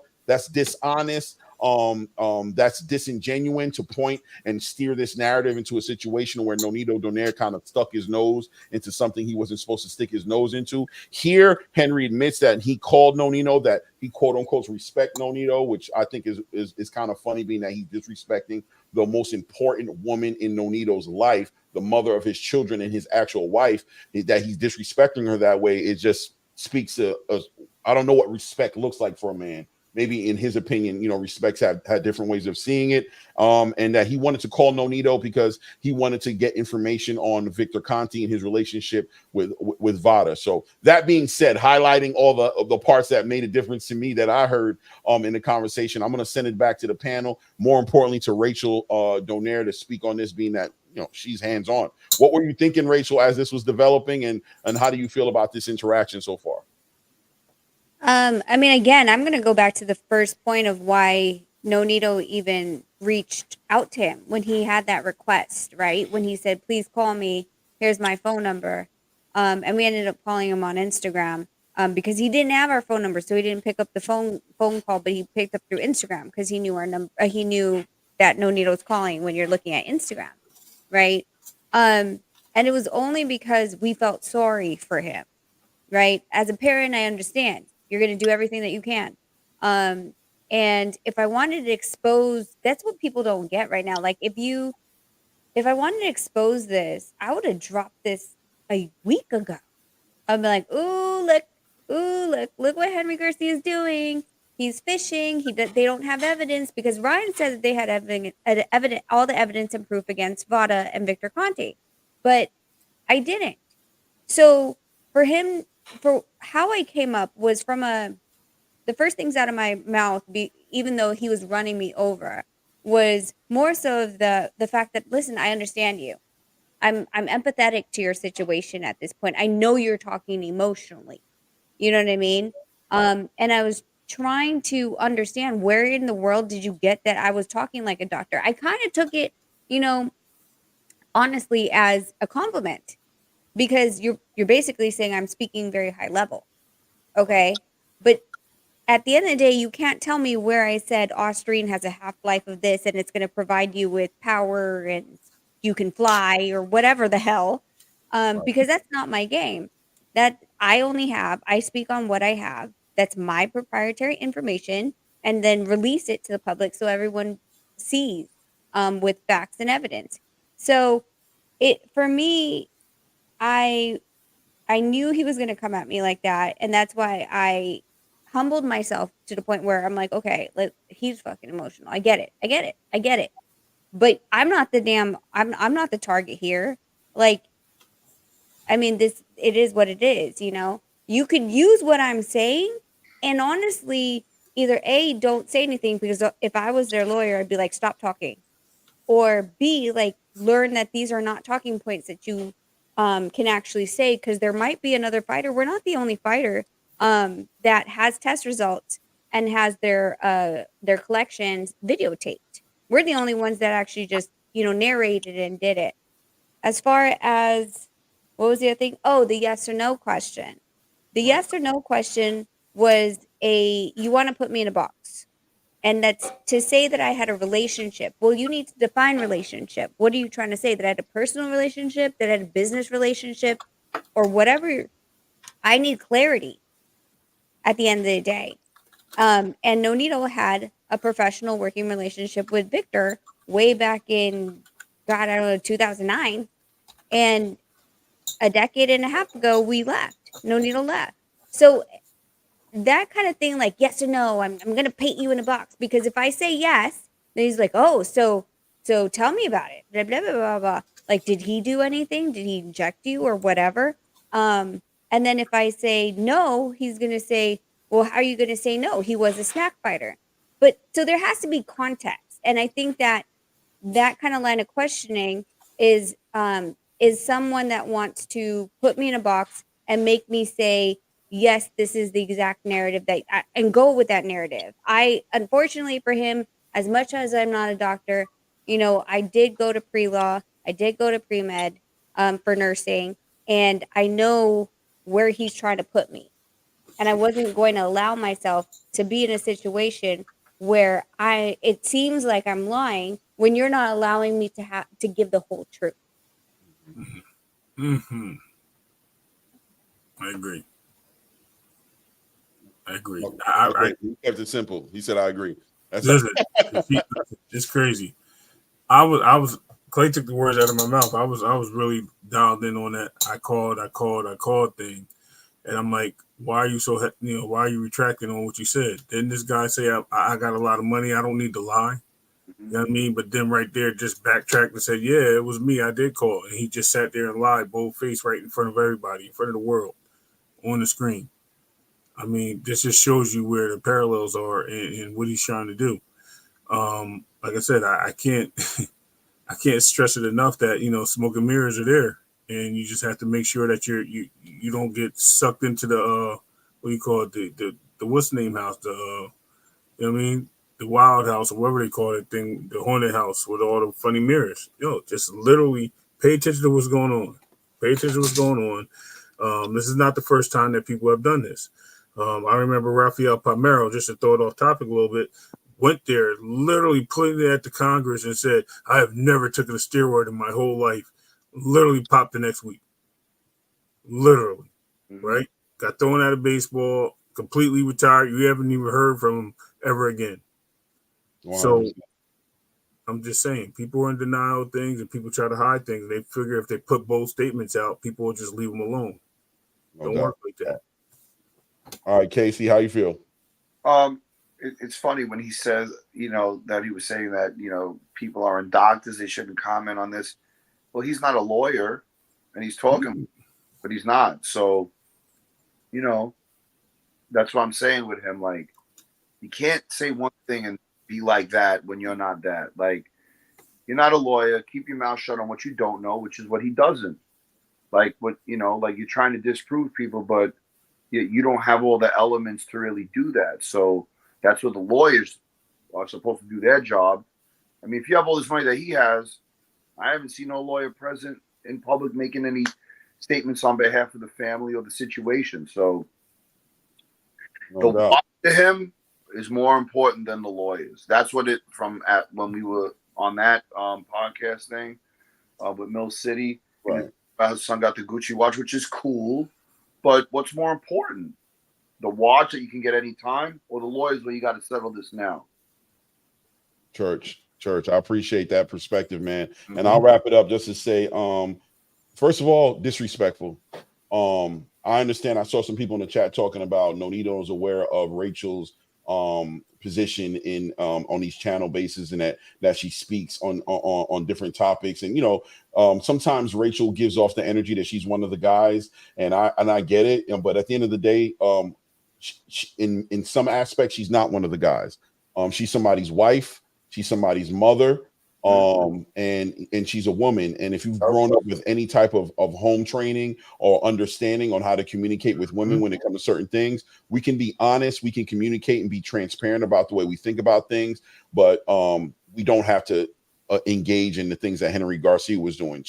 Fuck you, and shut the fuck up, and not even acknowledging like, hey, salute Rachel, what I mean, just calling her men in today's Western culture have lost a lot of focus on these things. Chivalry sometimes seems like it's dead. And so I'm going to make that upfront to say that was super disrespectful. You know what I'm saying? Talking like that, there was no reason for it. We don't even speak to each other that way on these panels. So to approach her, I'm going to highlight that, I was definitely in disagreement with that nonsense, with the whole entire approach to it. Very disrespectful.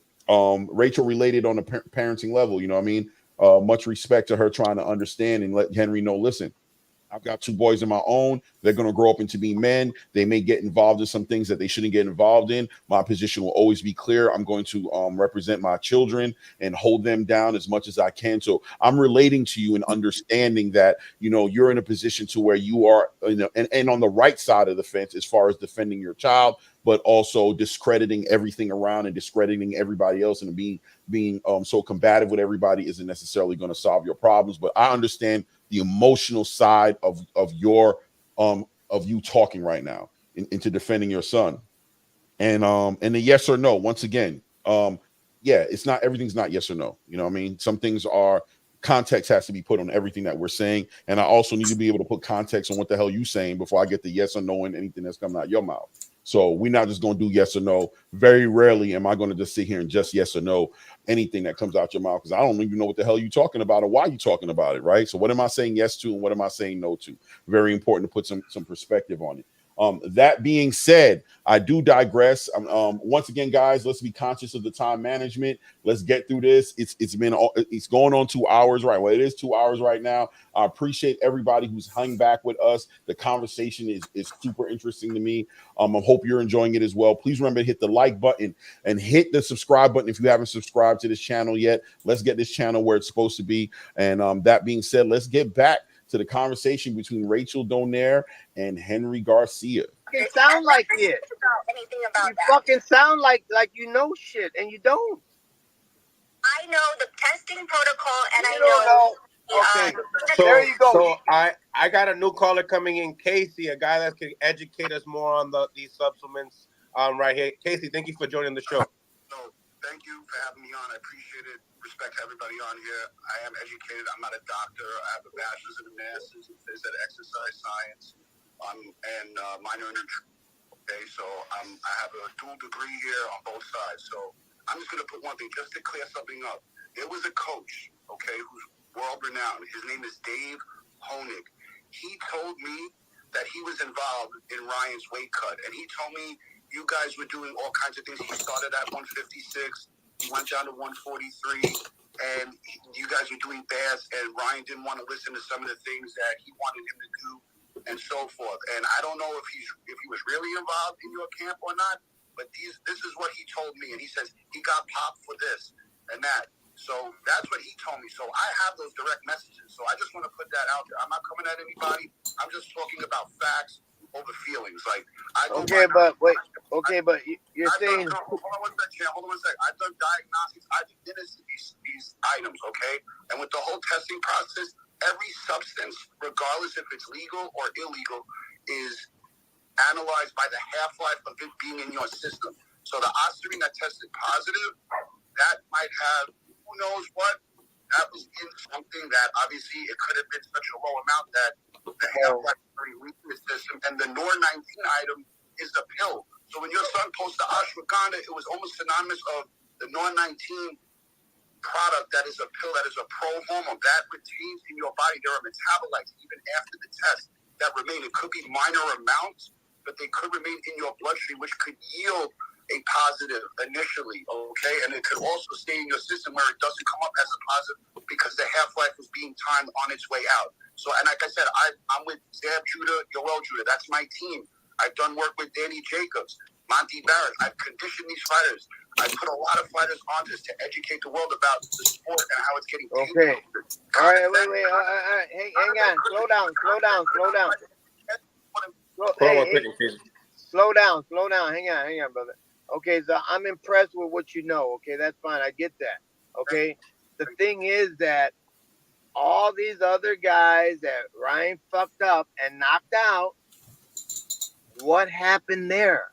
Why all of a sudden Devin Haney, who's sponsored by fucking Victor Conte, okay, why all of a sudden something's up? That's all I'm saying.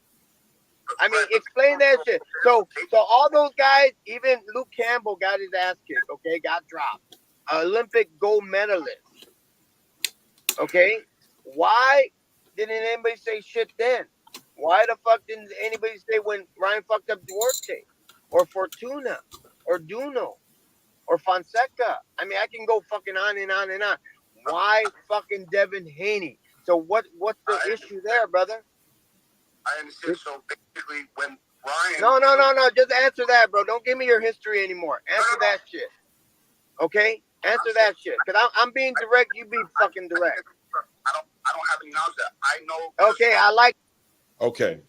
There was a lot going on right there in that little space and moment of time. If you guys aren't aware, the guy who's speaking to Henry Garcia right now is yours truly, one of our special guests this evening, Casey in the building. He can give some perspective as to the point behind what he was saying, what he was hoping to hear from Henry Garcia, as far as he looked like he was looking for some clarity on some topics that he was hearing about, right? And he thought, let's hear from the horse's mouth, or somebody who seems to be the closest to the horse's mouth in this situation, and see if he can co-sign or break down where relationships begin and end. I believe the gentleman's name was Scooter something or another. I'm going to actually direct this directly to Casey and let him maybe put some perspective or some context as to the reasoning behind what he was saying and what he was actually saying. And also, if you want to comment towards how at the end he brought it full circle and tried to trap you. Well, I'm not going to say trap. He tried to get you to be yes or no about something that, in my opinion, watching it, didn't seem like you'd be a credible person in that question that he was asking you, but maybe you can put some better perspective and context on it. Shout out to everybody in the chat. Remember to hit your likes, hit the subscribe button. Casey, I'm going to send it in your direction to go ahead and comment on this part of the conversation. Well, me, Zab, and Scooter and Mill City were on today, so Scooter cleared up a lot that I was mentioning about. People that saying that I was a snitch on that, it wasn't, because he was posting about that he got called in to do this weight cut, and I didn't know to the extent. He wasn't really very clear when he messaged me about it, and I asked him straight up, who gave him Ostarine? And I even asked him today, and he's like, he didn't know, and he said his job was just to cut the weight and to go over his diet and what he's eating and stuff like that. That's what he was basically professing today, more or less. He didn't know about anything else. This is what he didn't know about anything else. And the problem is that who does know what else was going on? And I asked him, And he told me today, he's like, I don't know. He's like, he just got called in to do one specified purpose. That's what he said. So, you know, like I said, I'm not going to go, you know, really go crazy on that, because what's the point at a certain point? Someone's going to say what they did, and that's what they're sticking to, and that's what they're sticking to. I got to just take it for what it is. You know, I'm not going to create, you know, all these different caveats that, you know, I don't really know what went on, because I wasn't there either. So I was asking the person that was there, because I want to know for myself, to, you know how things were run, just for my own repertoire, so I could know how to do things better for myself. Like, I'm all about learning. Like, you know, like I said today, you know, life is a classroom, not a courtroom. Mm-hmm. That's what I live by. So, you know, Ryan's father didn't know who Scooter was. That's why I didn't even understand how that whole thing was formulated, because I asked him multiple times if he knew who he was, and he didn't know who he was. So then that's why I'm glad Scooter came on to clear this today as best as he could for what he wanted to let out. You know, respect to him for doing that. And Scooter gave me a lot of respect for my knowledge base, and you know, he knows who I tap in with, and I was just wanted clarity from someone that was fresh in the flesh there. Period. Like, I wasn't coming at anybody. I just wanted to know. Mm-hmm. Not that he sent it to me in a DM that what he did. Right. Involved with Ryan. He was writing about it on other posts, boxing posts and things like that. So I just want to say, you know, if you did a job like this, like, I want to know how things are, because I'm a little confused myself. So I don't know everything. Like I said, like, I don't know everything. Like, I'm in a learning process, like, you know, so I just want to get straight to what it really is, how things were run, when he came in, what his weight was, what it was towards the latter part of the camp and cutting down. Did he know of any Ostar? He said he had no idea. He didn't know anything about anything that was going on with that. He was brought in for one specified purpose. So that was what was answered. That being said, Casey, did you get any answers out of his response at all? What, from Ryan's dad or Scooter? Oh, from Henry. So when you asked Henry what you were asking about, did he answer any of those questions for you? Was there any clarification on any of the things that you were trying to get an answer for? No, he didn't. I mean, he didn't. He said he didn't know who Scooter was, and I don't think he ever met him. So that's what really kind of made me want to, dive in a little bit more as to Scooter's role in it, and Scooter cleared that up today with Zab and Mill City. So I appreciated Scooter coming on today. We had good dialogue. He's in Long Island, and he's not far from me. He's invited me to his gym and stuff like that. And he's also worked with Zab years ago. So, I just respected him coming on and, being forthright for what he knows and what he wanted to divulge. And I appreciated that. And that's all I'm about. Just like if someone would put me on, if I was doing something, I would answer all questions. So salute to Scooter for that today. And, we appreciated that, me, Zab, and Mill City. So, whatever Ryan's father's role was in the camp, it was his role. Did he know everybody in the camp? Clearly not, because he didn't know who Scooter was. So it's cool though. But all right, that's just what happened. And today cleared up, a lot.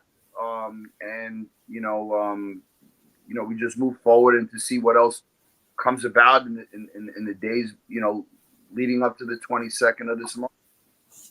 Okay.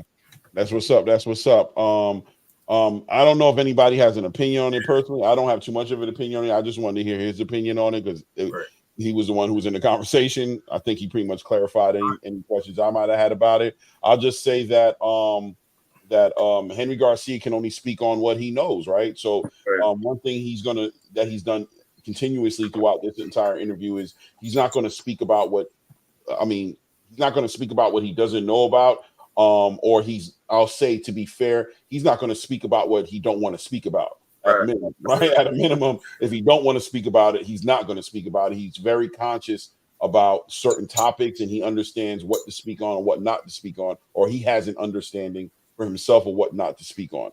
So I don't got too much to tap into this part of the conversation. I think it was pretty much straightforward. The guy who was involved in the conversation, straight from the horse's mouth, spoke about what he was looking for, what he got out of it, and what his purpose was for asking the questions. Does anybody want to add to what they saw, or can we move on? Yeah, no, I got a quick thing. I mean, I think there was some puzzling looks and confusion, not confusion, but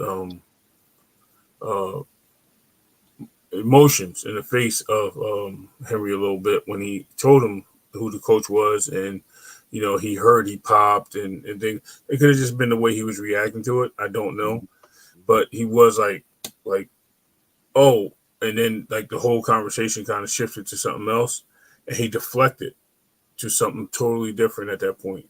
And he started asking him questions, and I'm sorry, he started asking Casey questions, and he refused to answer.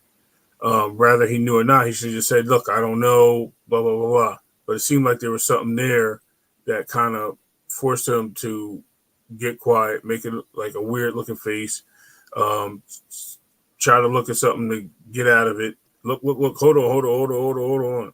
Let me ask you this. Boom, there was a question. You know what I mean? On top of, and it had nothing to do with it. You know what I mean? So it seemed like there was some relevancy, and I think he did know who he was, in my opinion. And I'm gonna keep it real because I'm watching this live, and like I said, I can see all this stuff here. But we can we can agree to disagree. HLD, I'm good, brother. We cool. What about you? Yeah. What about you, Rachel? Any comment on this? Or you? So what did I note?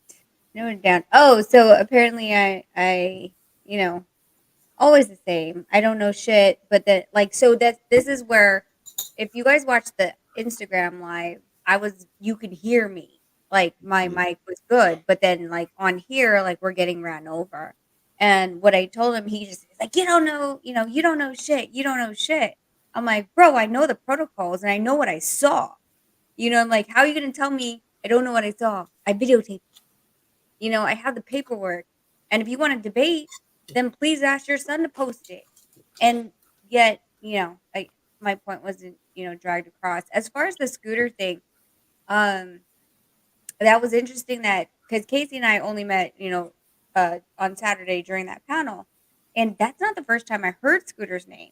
So unfortunately, I was making dinner when Scooter, Zab, Casey, and Mill were on live earlier. And whenever I would tap in while I was cooking, he was saying something about like cutting, like that he was only brought in for like this short a period. So it confirmed to me like what I had heard, that there was someone else besides the strength and conditioner he had in California. And I mean, it was on his Instagram that he's like, we cut weight exactly how he wanted to and things like that. It's weird to me how we go back. Like, again, we said this earlier in the program, you're going back and forth. You're really, really, really been involved, but you weren't there for the weight cut. Like, that's the most important. Like, your first job is weight cut. Right. Your first job. And then your second job is to win the fight. So I don't know. Like, I don't know how you didn't know who this guy was. I don't know. He definitely deflected that question. Yeah, I think that Henry Garcia it seems as if Henry Garcia is not as involved in Ryan Garcia's career as much as people might want to think he is. He speaks from a very outside of the box type of when he comments, he speaks very much from like he's just the dad, right? So he doesn't get involved, or he's not involved, or he's not being involved in a lot of important conversations. And I think Casey might have went into the situation thinking that Henry was a lot more involved in the process than he was, and just coming to find out as he's asking more questions and speaking to Henry more that Henry is really not involved in Ryan Garcia's he's not as hands-on in Ryan Garcia's career as some people might think he is. He's a father. He's there to support his son. He might do some mitt work every now and then with him, or maybe he hangs out in the gym as Ryan Garcia is working out at times, but he doesn't seem like when he's in these spaces, he's as concerned about knowing who's who in the room or knowing what's being done or how it's being done. And I think that was that's being made more and more clear as the conversation develops, that Henry Garcia is a good father to his son, but he sits next to Mrs. Garcia when Ryan is training, and they spectate. They don't really have that hands-on understanding. I'm going to go ahead and tap back into the video. And guys, once again, thank you for being here for the conversation. 78 people inside of the chat right now. Please hit the like button if you haven't done it already. If you haven't subscribed to the channel, take the time to go and hit that subscribe button and help this channel grow. I appreciate all of you guys. Thank you to the panel. Thank you for your patience. Guys on the panel, let's be once again aware of the time management. We're doing great, by the way. I'm not trying to, say that nobody, but just, in the forefront of your thoughts, remember that we're trying to manage the time and trying to get through this video. For anybody in the chat, hell no, we're not going through this whole entire video tonight. But I want to get through this specific part as far as where Casey's involved, as far as Rachel Donaire's perspective is involved. So please don't look at the time on the YouTube on the video. Like, we're not doing that, bro. I promise you, that's not what's happening tonight. You know what I'm saying? That's not what we're doing. This is we're actually probably another 20 minutes, 15, 20 minutes into this video before we can wrap it up and, do what we do, right? So thank you for your patience, guys. I'm going to get back to the video. Let's see what goes on from here on. Like that, you don't know. I respect you when you say you don't know. I don't know those issues. That I can't try. Thank you. I respect people like you. I respect people like you. You respect Casey now. But I'm saying initially when a test comes out, okay, regardless of, first of all, Victor Conte is a very, very educated guy. He is a chef. He's a chemist, and he knows what he's doing. That's why he's about. Pete Rose is banned from baseball, but the guy knows baseball. We can't deny that. That's a fact. So that the going to prison, like, we can't condemn people going to prison. He actually, who knows, maybe he reformed himself. Maybe he can put himself into a better life where he wants to educate people about the sport, about it being dirty, and making a difference like I am. I've administered things to people. I'm not going to deny it. I know what the effects look like. So what I'm saying is, from the initial video of when Ryan came out, he was out of shape, people making fun of him, joshing him, whatever. Cool. But when you're looking at a little 10 days before the fight, he's looking more ripped out of nowhere, he's dropping some weight, whatever, like, people start talking. So I'm just saying that when initial tests pop up, whatever it is, like, it comes up for a reason. Better Biev had an atypical test, one of them out of four of them when he fought Callum Smith. They said it was there, they let it go. Why was he able to fight? There's reasons behind who everybody wants to push, okay? Your son is a very marketable guy in terms of a business sense, very marketable, charismatic. He knows how to talk. He knows how to be around the crowd, and he knows how to sell tickets. He's a real driving force in the business world. And he knocks people. And he knocks people out. Right, but we have to also maybe there's not your son. First of all, number one, your son did not take anything that was illegal. It's just banned in boxing. Let's just put it like that, okay? Those are not roids. Those steroids are Schedule 2 substances. If you get caught with a roid, you're doing time. You get caught with a SARM or a pro homo, you ain't getting no time. If he takes something, there's nothing wrong with that. It's just banned in boxing. It is not illegal. There is no crime. It's just for the sport. Someone can take it recreationally, get stopped by a cop and say, hey, I'm taking this and that, a SARM. You could buy them online. It's legal. You just can't take it in the sport. Your son with the NOR-19, the granddaddy Decadurabolin, that was big when Victor Conte was around. Barry Bonds, Mark McGuire, Sammy Sosa putting on the mask. Now, they can't say that, that can't happen in boxing to an extent, depending on the dose. Bro, but Victor Conte's a smart guy. We cannot deny he's an educated guy. And just also, pro box, I'm against all you on pro box. Algieri, Malinaji, this I'll stand with you on Mr. Fuck them, bro. Okay? They're the Three Stooges. They fucking hate Ryan. I fucking hate them. They're fucking losers, bro. But can you answer me one question? Because a lot of the people that I network with in boxing was Dave Honig, Scooter, who trains LL Cool J, and all these other celebrities. Was he in Ryan's camp? Because he went on every post. Look it. If you're friends with them, I don't give a fuck, bro. That's your business, okay? All right? I can care less about them because these are grown men, fucking grown men, just like grown women out there. I don't know what the fuck she's doing, but grown women or women attacking my 25-year-old son. Now, what the fuck did you do when you were 25? Tell me. Were you innocent? My son's innocent. He like he told you. I don't know what the fuck that happened. He told you. He's fucking real. Now, what I'm mad about is that if there's something there then let's stop the bullshit and let's stop condemning fighters for 2 fucking years, 6 months. I mean, look at Canelo took clenbuterol. Everybody was all over his ass. Okay, I mean, did he get condemned really hard? You're talking. How can you fucking compare clenbuterol to fucking Ostarine? How the fuck tell me that if you're so smart? Well, Ostarine is the junior version. You know why you don't know? Because you're not a doctor, bro. So it's okay. I get it. It's all right. Don't worry about it. You're still a good person. But don't fucking come out with this bullshit just because you did some fucking research and you want to plagiarize everything. Fuck no, bro. You ain't a doctor. Bottom line. You're not a boxer. You're not a boxer. Simple. I get it. We get the actual numbers of the blood panel. Bro, who's behind the fucking test right now? Who has ties with Vada? There we go. That's it. We need the blood panels because it shows if the levels were now. normal. Let me tell you, who the fuck opened that shit and found Ostarine? Who the fuck did that? Think about that. I answer the question. We need the blood panel numbers. That shows if your hormones are in normal range. Everything is based on hormones. That's what creates people who they are. DNA, genetics. That's what it's about. That's facts over feelings. Like I understand. Like we're talking about science here. Like I'm not a doctor, but I got education. I've been taught by Dr. Pat Davis, one of the biggest world-renowned fitness and wellness people in the world. My 5% is Matt Truck, who with Rich Piana. All guys. Like the bottom line is this. Ostarine trash. He got to quote with Ostarine in this system. Okay. Facts over feelings. The pro hormone, listen, at the end of the day, whatever was taken, whatever, it is what it is. You know what I'm saying? But something came up. Initially, we have to look into that and we need the numbers. Okay. But all right, I'm gonna pause it here because it gets real scientific as we get into this part right here. I can already tell you it's going over my head a lot, so I can imagine some of the people in the chat. So I'm not gonna get that deep into it. In this part right here, though, just kind of highlighting the parts that stood out to me a little bit as far as Ryan.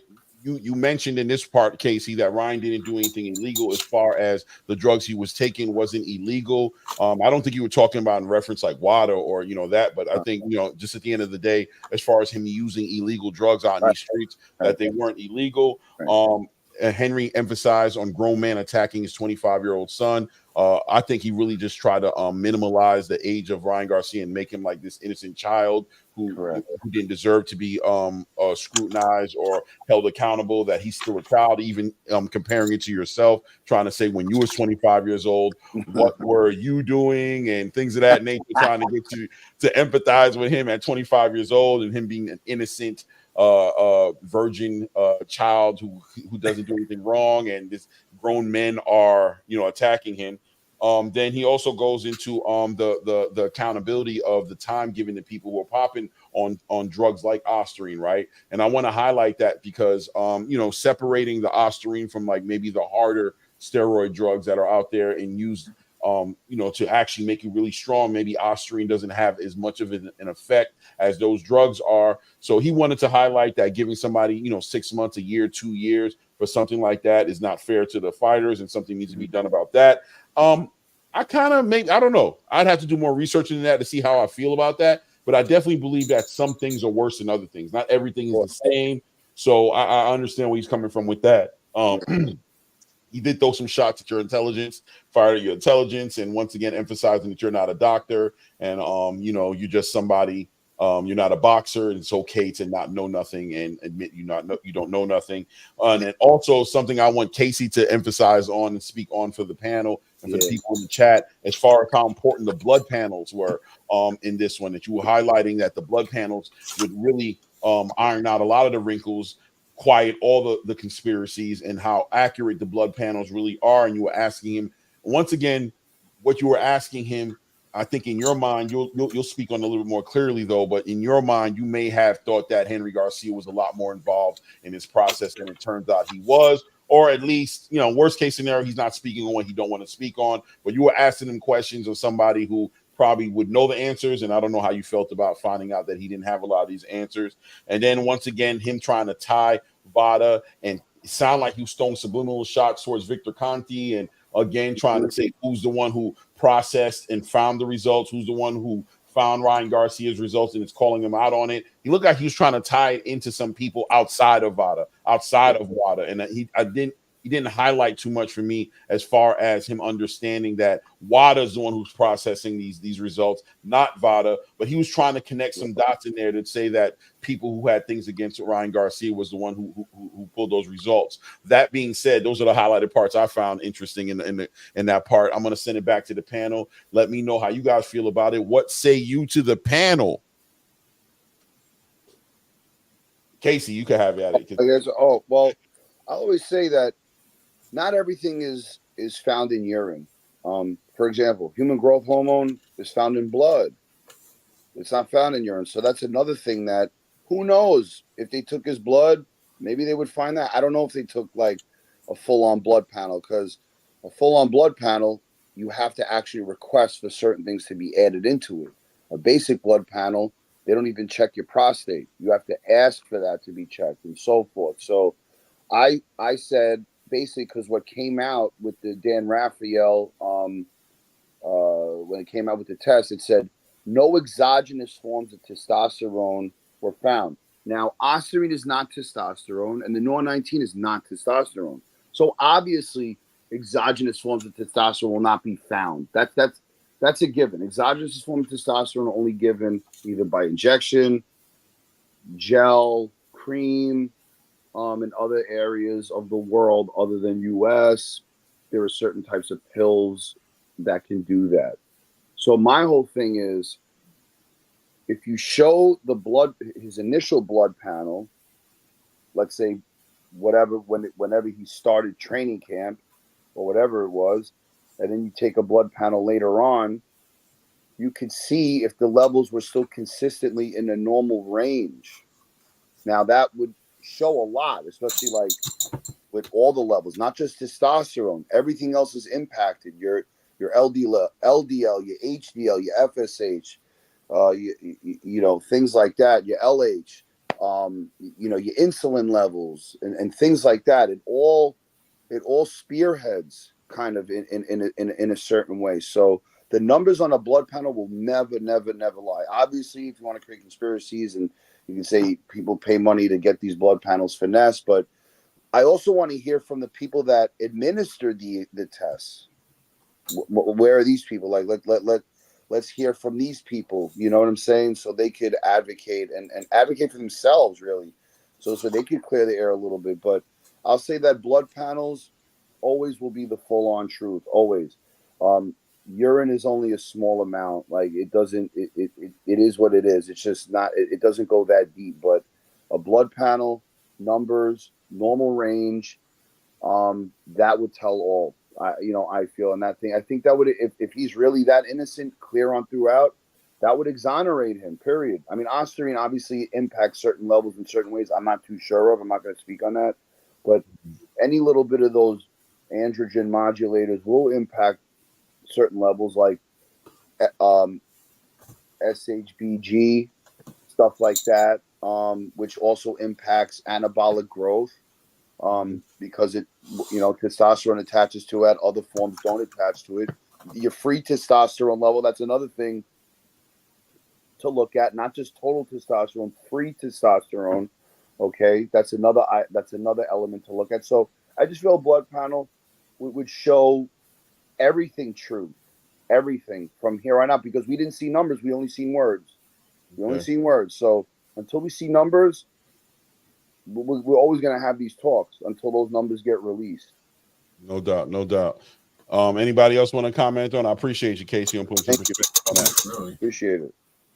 I can't say very much about the stuff that Casey's speaking on, because again, I don't know. But right. Like at the end of the day, like I do blood panels for just regular stuff, nutrition, my vitamin levels, food intolerances. So I know what they can give you, like as far as information.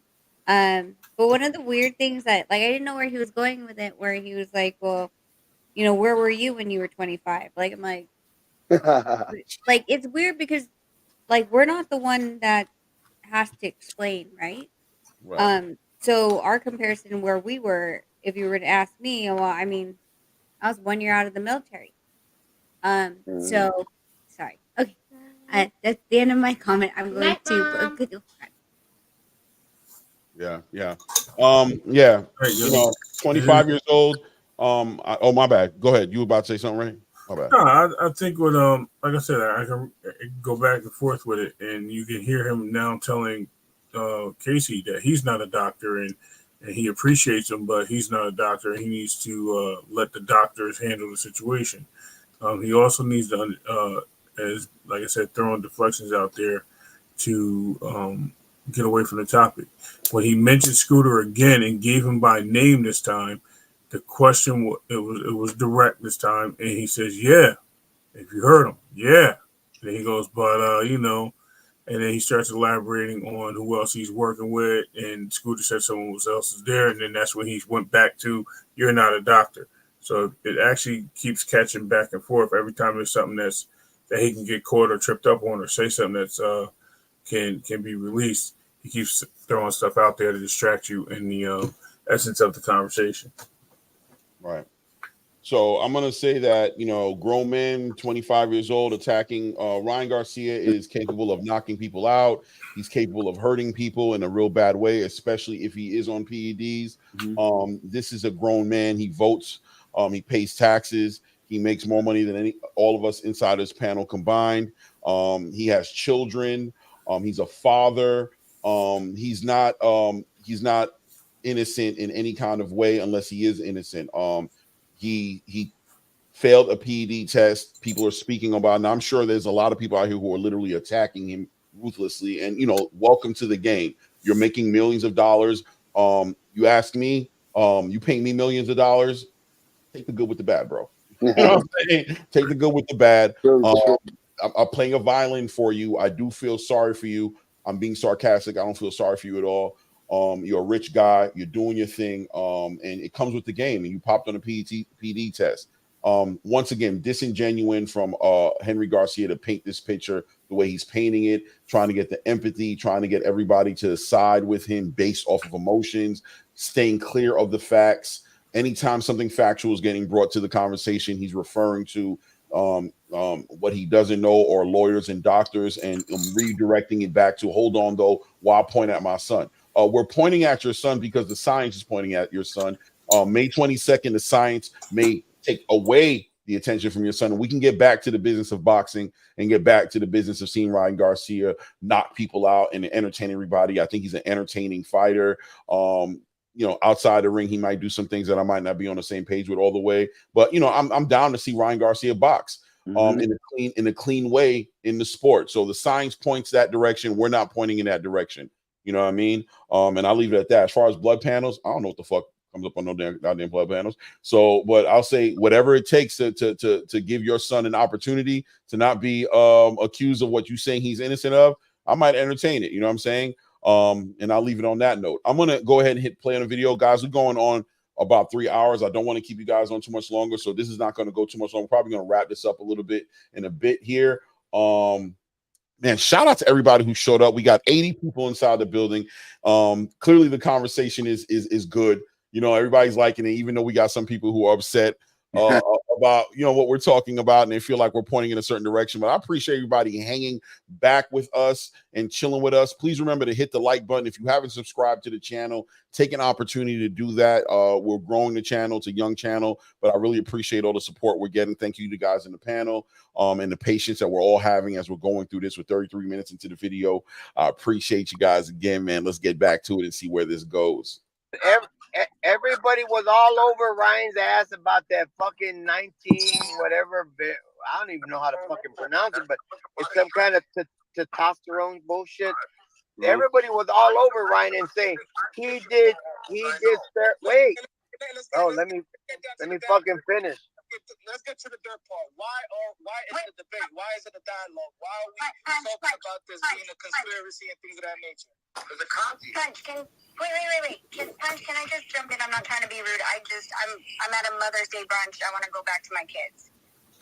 So again, just to clear the air, Mr. Garcia, I am not coming at Ryan. I'm only giving the actual evidence and the paperwork from what Nonito has as far as we've done, the chain of custody, and the paperwork. I didn't tag Ryan in it. I wasn't like, look, Ryan, look at me, or anything like that, because that's up to you guys. That's up to you, Mr. Henry Garcia, and your entire family and team and his lawyers to disprove. I have never spoken about like, okay, well, this is what it does in the system, because you are correct. I don't know, and I'm not a scientist, so I don't talk about things that I don't have personal knowledge in. But again, at the end of the day, I understand, and I would be doing the same thing that you're doing because that's your son. And when my boys grow up, for damn sure, I will do everything. So I know. I hope so. And you know what? By the time your boys grow up, I'm gonna have something fixed for this shit. Okay, for them, because I am tired of fucking people over that are actually innocent. Now, let me ask you this: did you or did you not think that my boy was on steroids? The 19 bullshit that's out there. Did you or did you not? It's just a yes or no answer. Did I think? It's not a yes or no. I was basing it off of what information came out, the paperwork that came out from Vada. So based on the analytical finding, what it said it was unconfirmed. When it said it's unconfirmed, then it's not confirmed yet. It was negative. What are you talking about? It was negative. He's been cleared of that. It said unconfirmed. Then it came back negative, and that's what I Okay, said. that's the point I'm trying to say. See, this is what it says. so you jumped the gun. I'm interpreting. You jumped the gun. What? He feels like you jumped the gun. You jumped the gun. And that's wrong. You don't do shit like that. Because you know why? By you jumping the gun, let me talk. Okay, go ahead. Go ahead, Harry. Listen to me. When you jump the gun, people respect you because you're Nonito's wife. Okay? I respect that man. Your husband. I respect that. But when you say shit like that and you fucking push that steroids and the coke, you know how people thought he was doing coke and they found out that my son wasn't doing coke? Okay? When you push shit out there, you know how many fucking gullible people out there? They're fucking shallow-minded. You're saying things that I didn't do, Mr. Garcia. I've never said that. I never said he was doing coke. I didn't say coke. I said other people. I said you were set on him doing steroids. Yes or no? Based on the there you go. There you go. See, there you go. Don't say based on this. Fuck that shit. Did he? You said it. If I read something, you know what? And I don't mean to offend you like this, but if I said, you know what? What's her name? Raphael? Rachel. Okay. If I said, Rachel, you cheated on your husband, and I went on air and I said, you cheated on your husband, I found that out based on the evidence that I saw. Wouldn't you fucking be pissed off at me? Wait. Wouldn't you be pissed off at me? No. Yes or no? No. You wouldn't be pissed off at me? Of said thing. Why would I be mad? If you have evidence, why would I be mad? Because you reacted to evidence that you saw? Okay, so no. You know what? I know you're lying now. I know you're lying now. Because any woman will be fucking so offended by that. They'll say, "Fuck you guys." No. What I'm saying, what he's trying to say is that we're not contemporaries. Rachel, Nonito Donaire, Ryan Garcia, and his dad are contemporaries in the sport of boxing. So he's trying to say, if there's reports out there, he would rather behind the scenes go not say something publicly because the credibility of Rachel and the credibility of Nonito Donaire. Bingo. So you're saying that I can't react on something that was reported with paperwork because I'm just repeating what was shown to me. I'm not even, when you come into this and say, who was the initial? Where is the evidence? Or was I just blatantly slandering someone without any evidence? No. From according to this paper, this is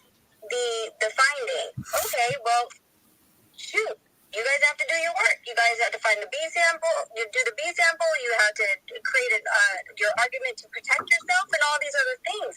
But you're saying that because me and him are in the same circle, any of the boxers or anybody that's in this industry, because we're contemporaries, I can't say something that is founded fully true. That's like me saying, okay, Mr. Garcia, let me give you this one.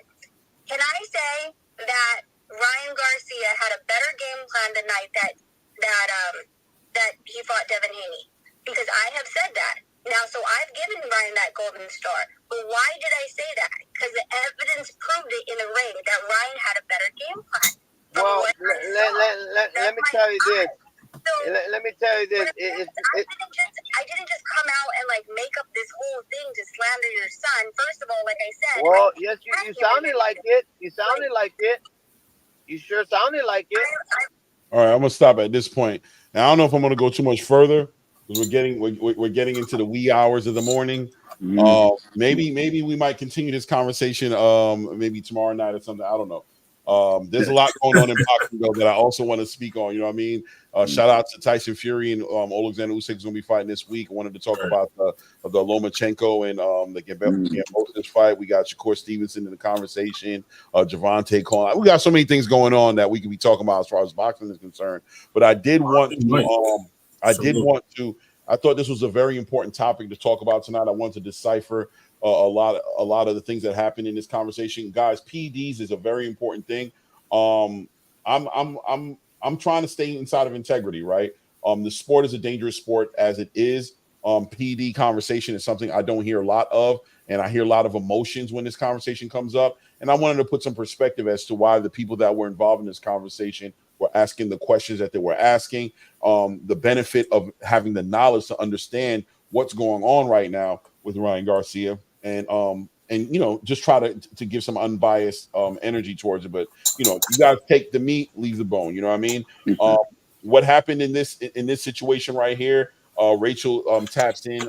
Actually, Punch was in the middle of speaking, getting ready to speak. Rachel politely asked Punch for a moment to go ahead and clarify her position because she was trying to get back to a Mother's Day brunch and respectfully enjoy her family. So just wanted to clarify what she did say versus what she didn't say, and put some perspective on it.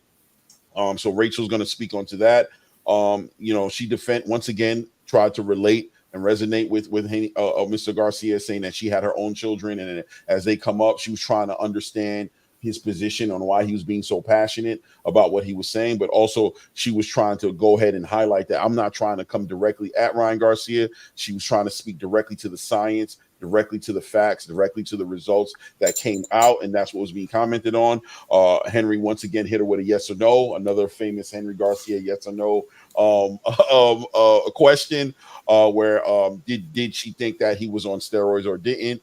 I'll let her clarify. It sounded like she was basically saying that she was just giving, once again, responding to the results. She doesn't know if Ryan Garcia used steroids or didn't use steroids, but the tests do kind of speak for themselves. And then once she tried to answer that, you know, accused her of jumping the gun, obviously saying that she shouldn't have said what she said. And you know, she'll elaborate and get into what her position was there as well. Shout out to everybody in the chat. Please, if you haven't hit the like button, do that. Subscribe to the channel if you haven't subscribed yet. Thank you for your patience. Go ahead, Rachel. If you want to speak on it, the floor is yours. Is she there? Okay. You're muted. You're muted. Oh, the belt. Hey, sorry. Yeah, So a second ago, I wasn't shit, right? Like, who the hell are you? You're not a doctor. You shouldn't be speaking, blah, blah, blah. And then he turns around and says, now I apparently hold a certain position that my opinion is respected, you know, but a second ago, I wasn't shit. You know, I don't know shit.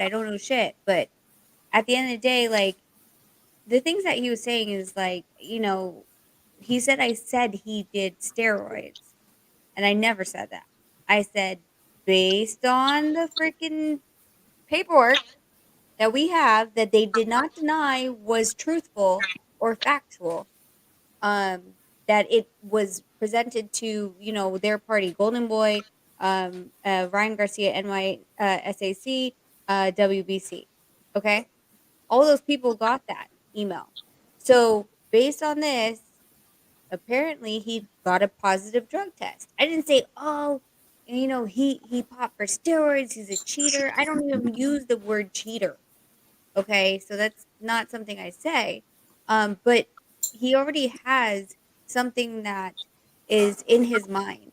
That again, I think someone just told him, and so of course he's reacting off of it and has a preconceived notion off of things that he's never seen himself.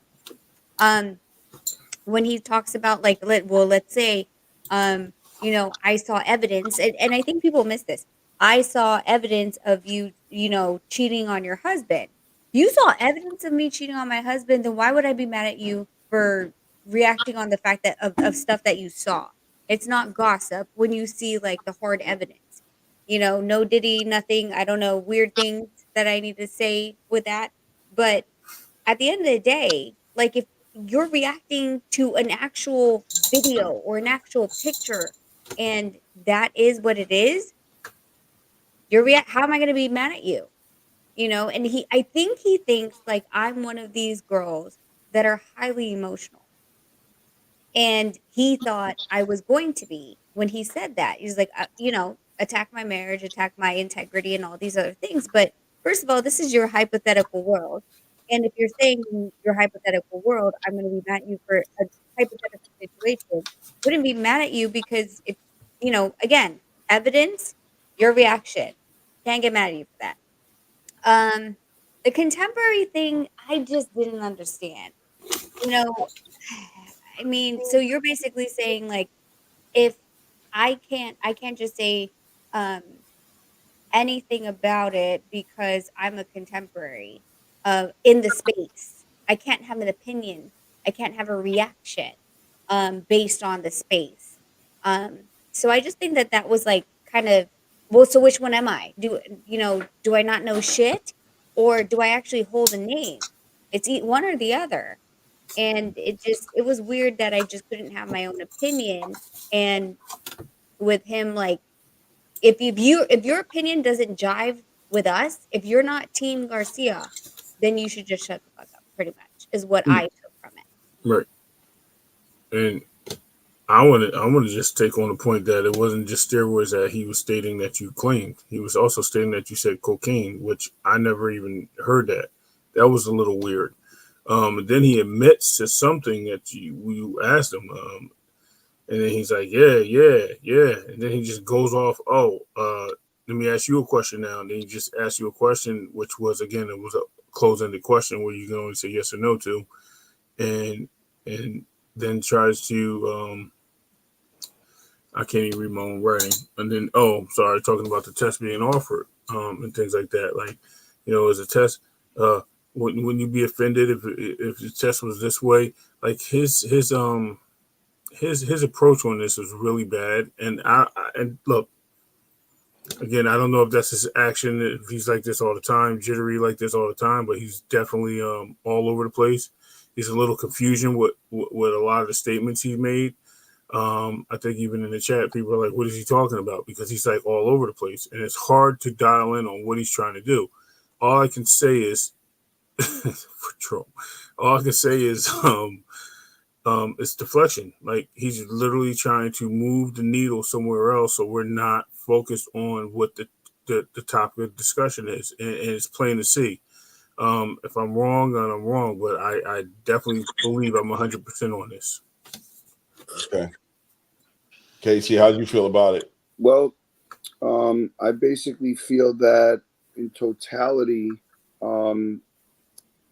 he, like I said, my inference of him being an impulsive guy is pretty valid because Rachel's decorated, like there's no denying that. Check the history, check the stats, check what she's done, her accomplishments. There's nothing, he has a lot of pride in him, in not only, I'm not talking about himself, there's a lot of pride in the words he says that don't have too much, like, strength behind it. Like he tries to come off with the strength behind the words, but when you really take that away, his tone, it's really minimized, you know, and for him to come, you know, at Rachel like that initially, and then, you know, circle around and kind of concede a little bit. It's kind of like he knew all along her pedigree, and, you know, and he just didn't want to give her flowers, really. You know what I'm saying? And towards the end, when we're all talking about it and he's hearing her talk a lot of factual things, he kind of was like, he's not going to admit he's wrong. He didn't say he was wrong about nothing. Right. He just backtracked a little bit and tried to kind of save his grace and not look too bad for condemning a strong female force in the sport that's vocal, not emotional, holds herself down, holds her husband down, holds her family down in her frame, stays in her lane, don't step on nobody's toes, and respectfully shares her viewpoint and her knowledge base without bragging about it to him. Rachel did not brag about anything to him. He was more or less kind of boasting himself the whole time, trying to take that more domineering approach. So, which is that's what he probably had a predisposition to come on there with, which is cool because it's his son. So, you know, he's going to be, you know, a little bit more, you know, battery pack loaded on that, but, you know, came around and, you know, kind of if somebody wants to look at that in retrospect, it's like, you know, you were standing on a stance for so long in that podcast, and you kind of like, you know, kind of like semi lost it at the end. You didn't maintain that energy the whole way through. Yeah. I gotta say that you know, and this panel, by the way, has been great. It's great. You know what I'm saying? I love practical, critical thinking. I can do this all night. I'm that kind of guy. When it gets to these kind of conversations, I can marathon it because I am into this type of shit. Like, if you guys don't know me and you get to know me as time goes by, anybody who's in the chat, this is the type of shit I eat up. I don't like getting on panels talking about the same damn thing all the time. Javante Tank Davis, Devin Haney, you know what I'm saying? Earlier, I mean, there's so many more things and aspects of boxing, man. And these conversations, you just walk away smarter and more enlightened from these conversations. As far as this portion of what we watched here, I noticed that Henry Garcia never knows the names of anything that his son is being called for, right? So he'll purposely missay Ostarine, he'll say Listerine, he'll say words of God, he'll say testosterone, and he'll go in and let you know, I don't even know the name of this stuff. You know, you can see the narrative of drawing the line in the sand, of showing you that he's so far removed and having any understanding of what PEDs do. He even wants you to look at him like he's stupid when it comes to these topics. I don't even know what that is because my family I don't even know what Ostarine, Listerine, Hyalurone. He'll make words up, you know what I'm saying? And he gets very vague when he gets these topics. Right. And you can, from my point of view, I can see him purposefully doing that. Right? It's chess, not checkers with Henry Garcia. What he's doing is very clear to me. And that's why I say, I call him, I'll be honest with you, my name for him is Henry the Deflector Garcia, right? Like, he's real good at doing that.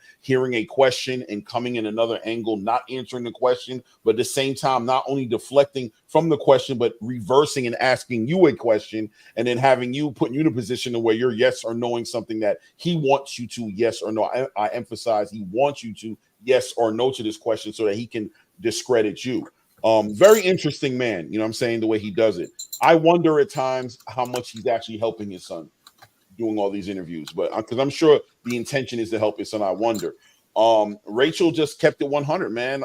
And you know, once again, I talk to Rachel often, man. Very educated woman, man, in this space, and everybody knows it. To act like she's not is disingenuous.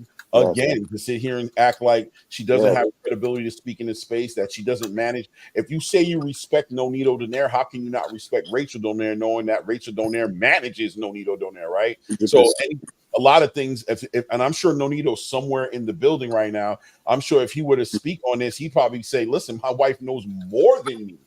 You know what I'm saying? In certain aspects of this game than she does. I fight, and I'm able to fight with a certain amount of resting easy about things, because I know Rachel's in the background making sure so many things are working that all I have to do is train, and all I have to do is be the best me on that night of the fight. Everybody in the boxing space knows what I'm saying about Rachel Donaire.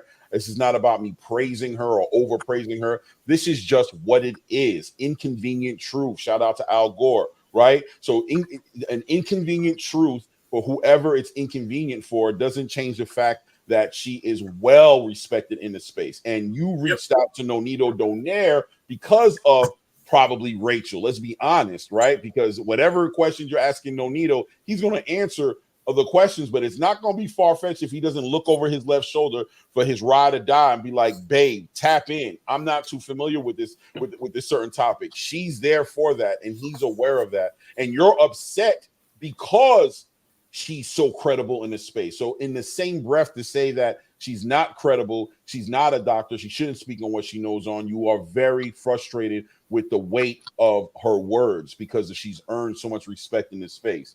I was a little long-winded in that area, but I have to give the sis, I have to give Rachel Donaire, somebody who I have a lot of respect for, her flowers the right way, so you guys understand who we're speaking to, that this is not just some housewife who doesn't know anything about boxing talking into things that she has no understanding of, right? And I would argue one last thing to just add to it, that it's fair to probably say Rachel Donaire knows more about boxing in the business of boxing than who? Henry Garcia, right? There's a good chance that she's well more versed in this conversation than even he is. So to discredit Rachel Donaire is disingenuous. And when you do things like that, it just shows about how much you're trying to steer the narrative. You're purposely trying to steer this narrative and discredit everybody. He's discredited Vada. He's discredited Wada. He's discredited a whole line of people who've been in the space, who are actively promoting or working in the space. Journalists, he's discredited. He's discredited every single person in the space. And like my new friend Casey said, has never lined up his own credentials as to why he gets to speak the way he does, right? So it is what it is. Once again, bringing her back into a yes or no situation, trying to corner her into these yes or no scenarios. Shout out to Rachel for being on her P's and Q's and knowing that we're not going to play that game. And as far as jumping the gun is concerned, say less, right? What's understood don't need to be said. Jumping the gun on what? Nobody said that he is using steroids.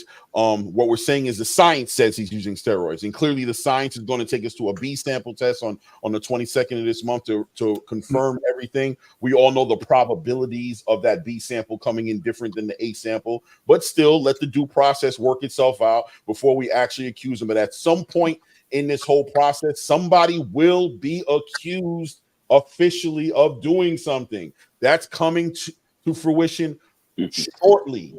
You know what I'm saying? And at that point, we will have different conversations, and I'm sure we'll still have people who will jump into conspiracies about as to why that is. It seems like Henry Garcia is prepping his fans for the excuses for after the test results. And we'll see how that works out. You know what I mean? Guys, I want to expand this conversation to another segment. I do want to hit play. There's so much more. Obviously, you guys can see the timeline where we're at on this video. There's a lot more, but I kind of feel like I'm dragging you guys into deep waters. I don't know what you guys got to do in the morning. I'll leave it to you guys. How about that? Tell me what I'm doing. Right. Yeah, I mean, how you feel, and we'll move with that energy because I know that I got stuff to do. Yeah, I got to jump off too. But no doubt. This is interesting. You know what I mean? I like the feedback from the chat. I think, you know what I mean? I just think we just need to get out of our fandom mode, our fanboy mode, our casual mode, and get into really what's going on in the world of sports. The problem, I'm telling you, the problem is that we're being ignorant to what's really going on. We know what's going on, but we just don't want to believe it. And once we leave that alone and we start paying attention, then we understand. It's just like politics at this point. You know what I mean? You know what's a lie. You know what's not. You know when if an officer shot somebody, you know it's right or wrong. Don't act like this ain't right or wrong. This is the same situation in real life. You know what I mean?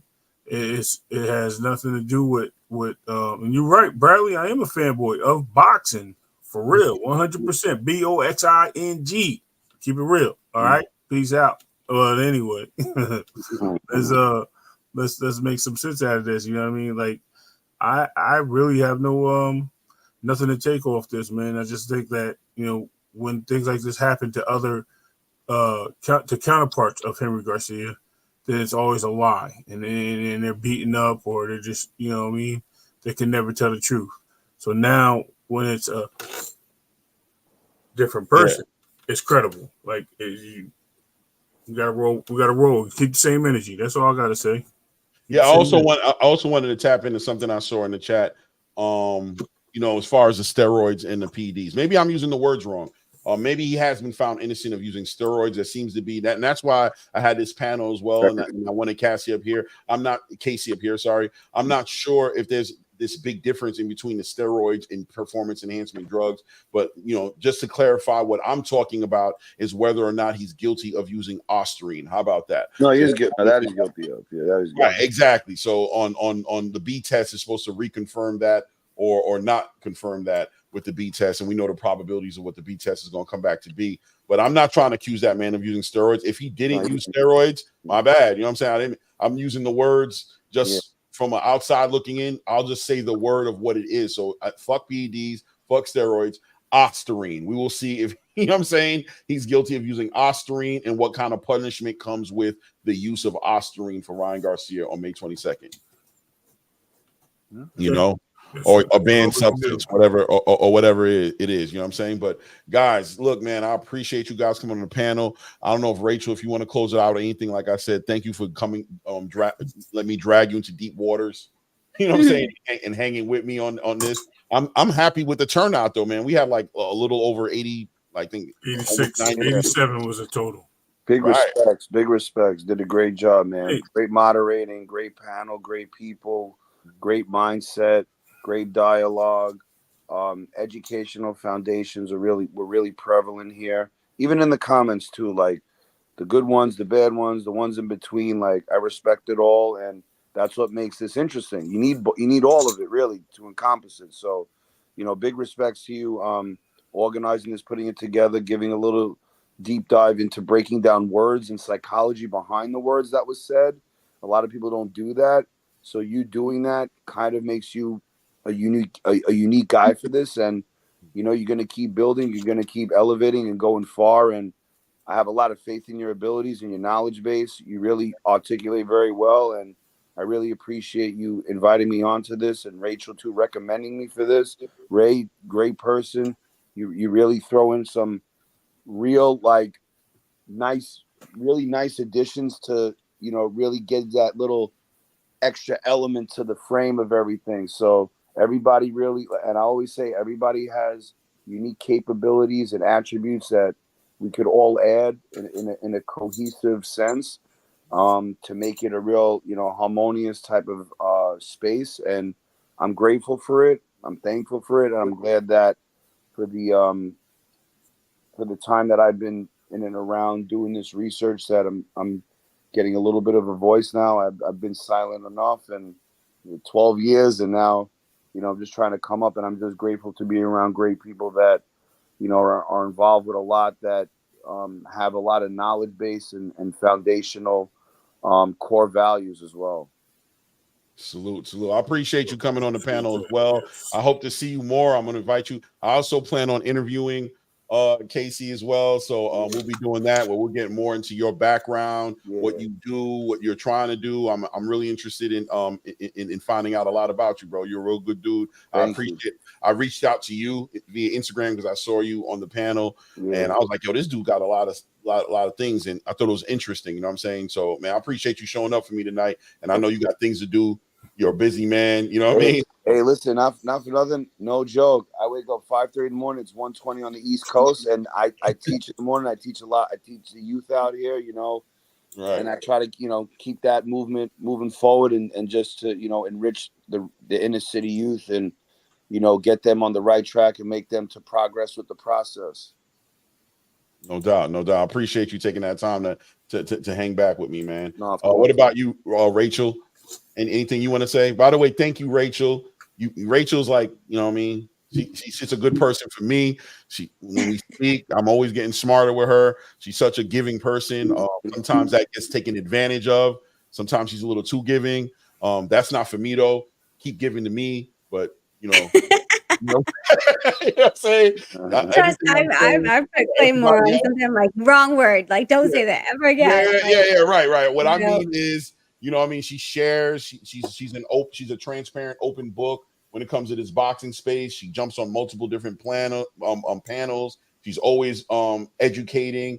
She doesn't have to, guys. She's a very well off person, very successful in her own right in this space, and she could just sit back, sip champagne at her little parties, and kick it with her friends, and take trips all around the world. She doesn't have to be sitting here getting called names or trolled or, you know what I'm saying, accused of stuff, but she always stands on her square and hangs out with us, and I appreciate that. You know what I'm saying? I understand that she doesn't have to do that. Salute to Rachel Donaire for that. And go ahead, Rachel, close out and tell the world why they can kiss your ass and why you that bitch. no, never. You know, like, I think it's fun when you meet new people like Casey, and there's other people like I mean, I know you guys were going back and forth, but someone like HLD, like I talked to him, and we go back and forth, and there's no hate, there's no animosity. It's a fun conversation. What you guys don't understand is, I've said this before. I homeschool my boys. I train them. We go to the gym. We train other fighters. My social is getting to know you guys, and I go on all platforms. I know right now, it seems, that I only go on certain ones, but the only reason I do is because those are the ones that are inviting me because I'm, speaking for like their language, I guess I could say. I've been on Bud panels, Spence panels, you name it, Shakur, like any topic I've been on. And it's either gonna let me up because I'm helping your narrative, or you don't want me up because I'm gonna start to give you some pushback, right? But I don't. I go around only because of the fact that, like, I noticed that a lot of people don't understand the business of boxing. I have a lot of contracts in my email. I am one of those OCD people that keep text messages and paperwork since like 2007. So I have a lot of evidences and experience to share with all organizations, sanctioning bodies, and commissions. So I mean, if you feel some type of way right now, I think it's going to be funny because there's probably another fighter that you're supporting that you'll see me on the panel of that one, and you'll be like, oh my God, she's speaking facts. But right now, depending on your narrative, maybe I'm not with your narrative. And the only thing I know to do is to hold my own and to speak my truth as Nonito's wife. And I, love the conversation. I always welcome the questions. I love the fan interaction. I thank you, Claymore, for holding the space. Ray, I love you. It's always fun to talk to you. And Casey, welcome to the YouTube. And Thank you. Thank you. it's gonna welcome to the ride. You're gonna go up and down in this thing. It's gonna be really fun. I ride you guys all the way, like heart to heart. Thank you. Thank you. I appreciate you, man. And look out for that interview that I'll be doing with Casey as well. I'm putting it on the net right now. We've talked about it already. Nonito, I know you hear me. We got an interview coming. We're gonna be talking that shit. We're gonna You gotta let him calm down, Clay. You gotta let him. He's been walking back and forth. Like, it's not like he hasn't. He's been pacing. He's not ready, dude.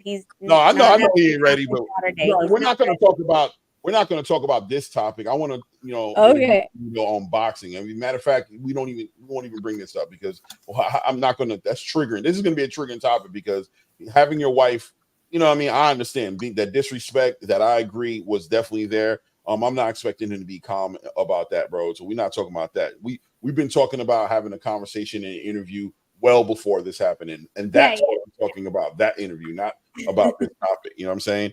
But yeah, man, I'm gonna be doing more interviews as well, guys. There'll be people jumping on the panel. This is what I love to do. You know what I mean? I love to have these conversations. Opinions on boxing is great, but I love to hear the experts. I love to hear the educated people with the educated backgrounds in the space. I'm a fan, just like you guys are fans as far as the people in the panel. I don't like to speak from an expert point of view. I give my perspective, but I love to hear from the experts, and that's what I want to do. And Ray, wake your ass up. We about to be out. You know what I'm saying? Ray, walk out. You know what I'm saying? We about to be out. I appreciate all of you guys that showed up. Once again, before you guys leave, if you haven't, hit the like button, hit the subscribe button, subscribe to the channel, help the channel grow. I don't know if you guys want to give, like, Casey, do you want to tell everybody where to find you at and anything like that? You can follow me at Instagram, KCR._. That's my only social media I have. Hit me up. You can ask me any questions. I'll try my best to provide answers. And if I don't know it, I immediately tap into my resources to give me the answers that they know best. No doubt, no doubt, no doubt. Shout out to Echo in the building as well. And oh yeah, just comment. Do I think Ryan Garcia did what he did on purpose? I'll reserve that for myself.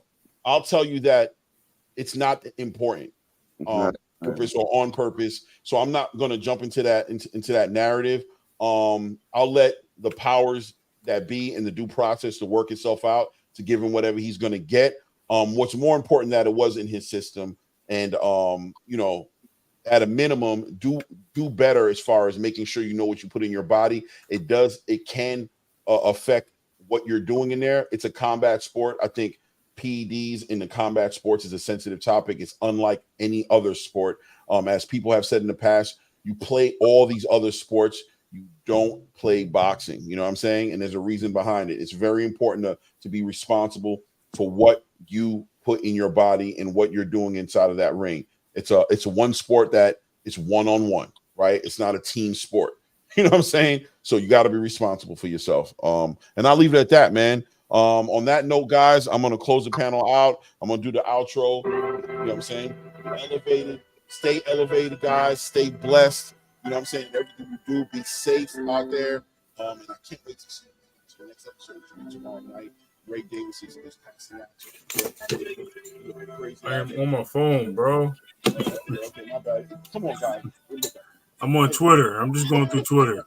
My bad. I was trying not to. I had it up here earlier, and I moved it down because I was trying not to do something.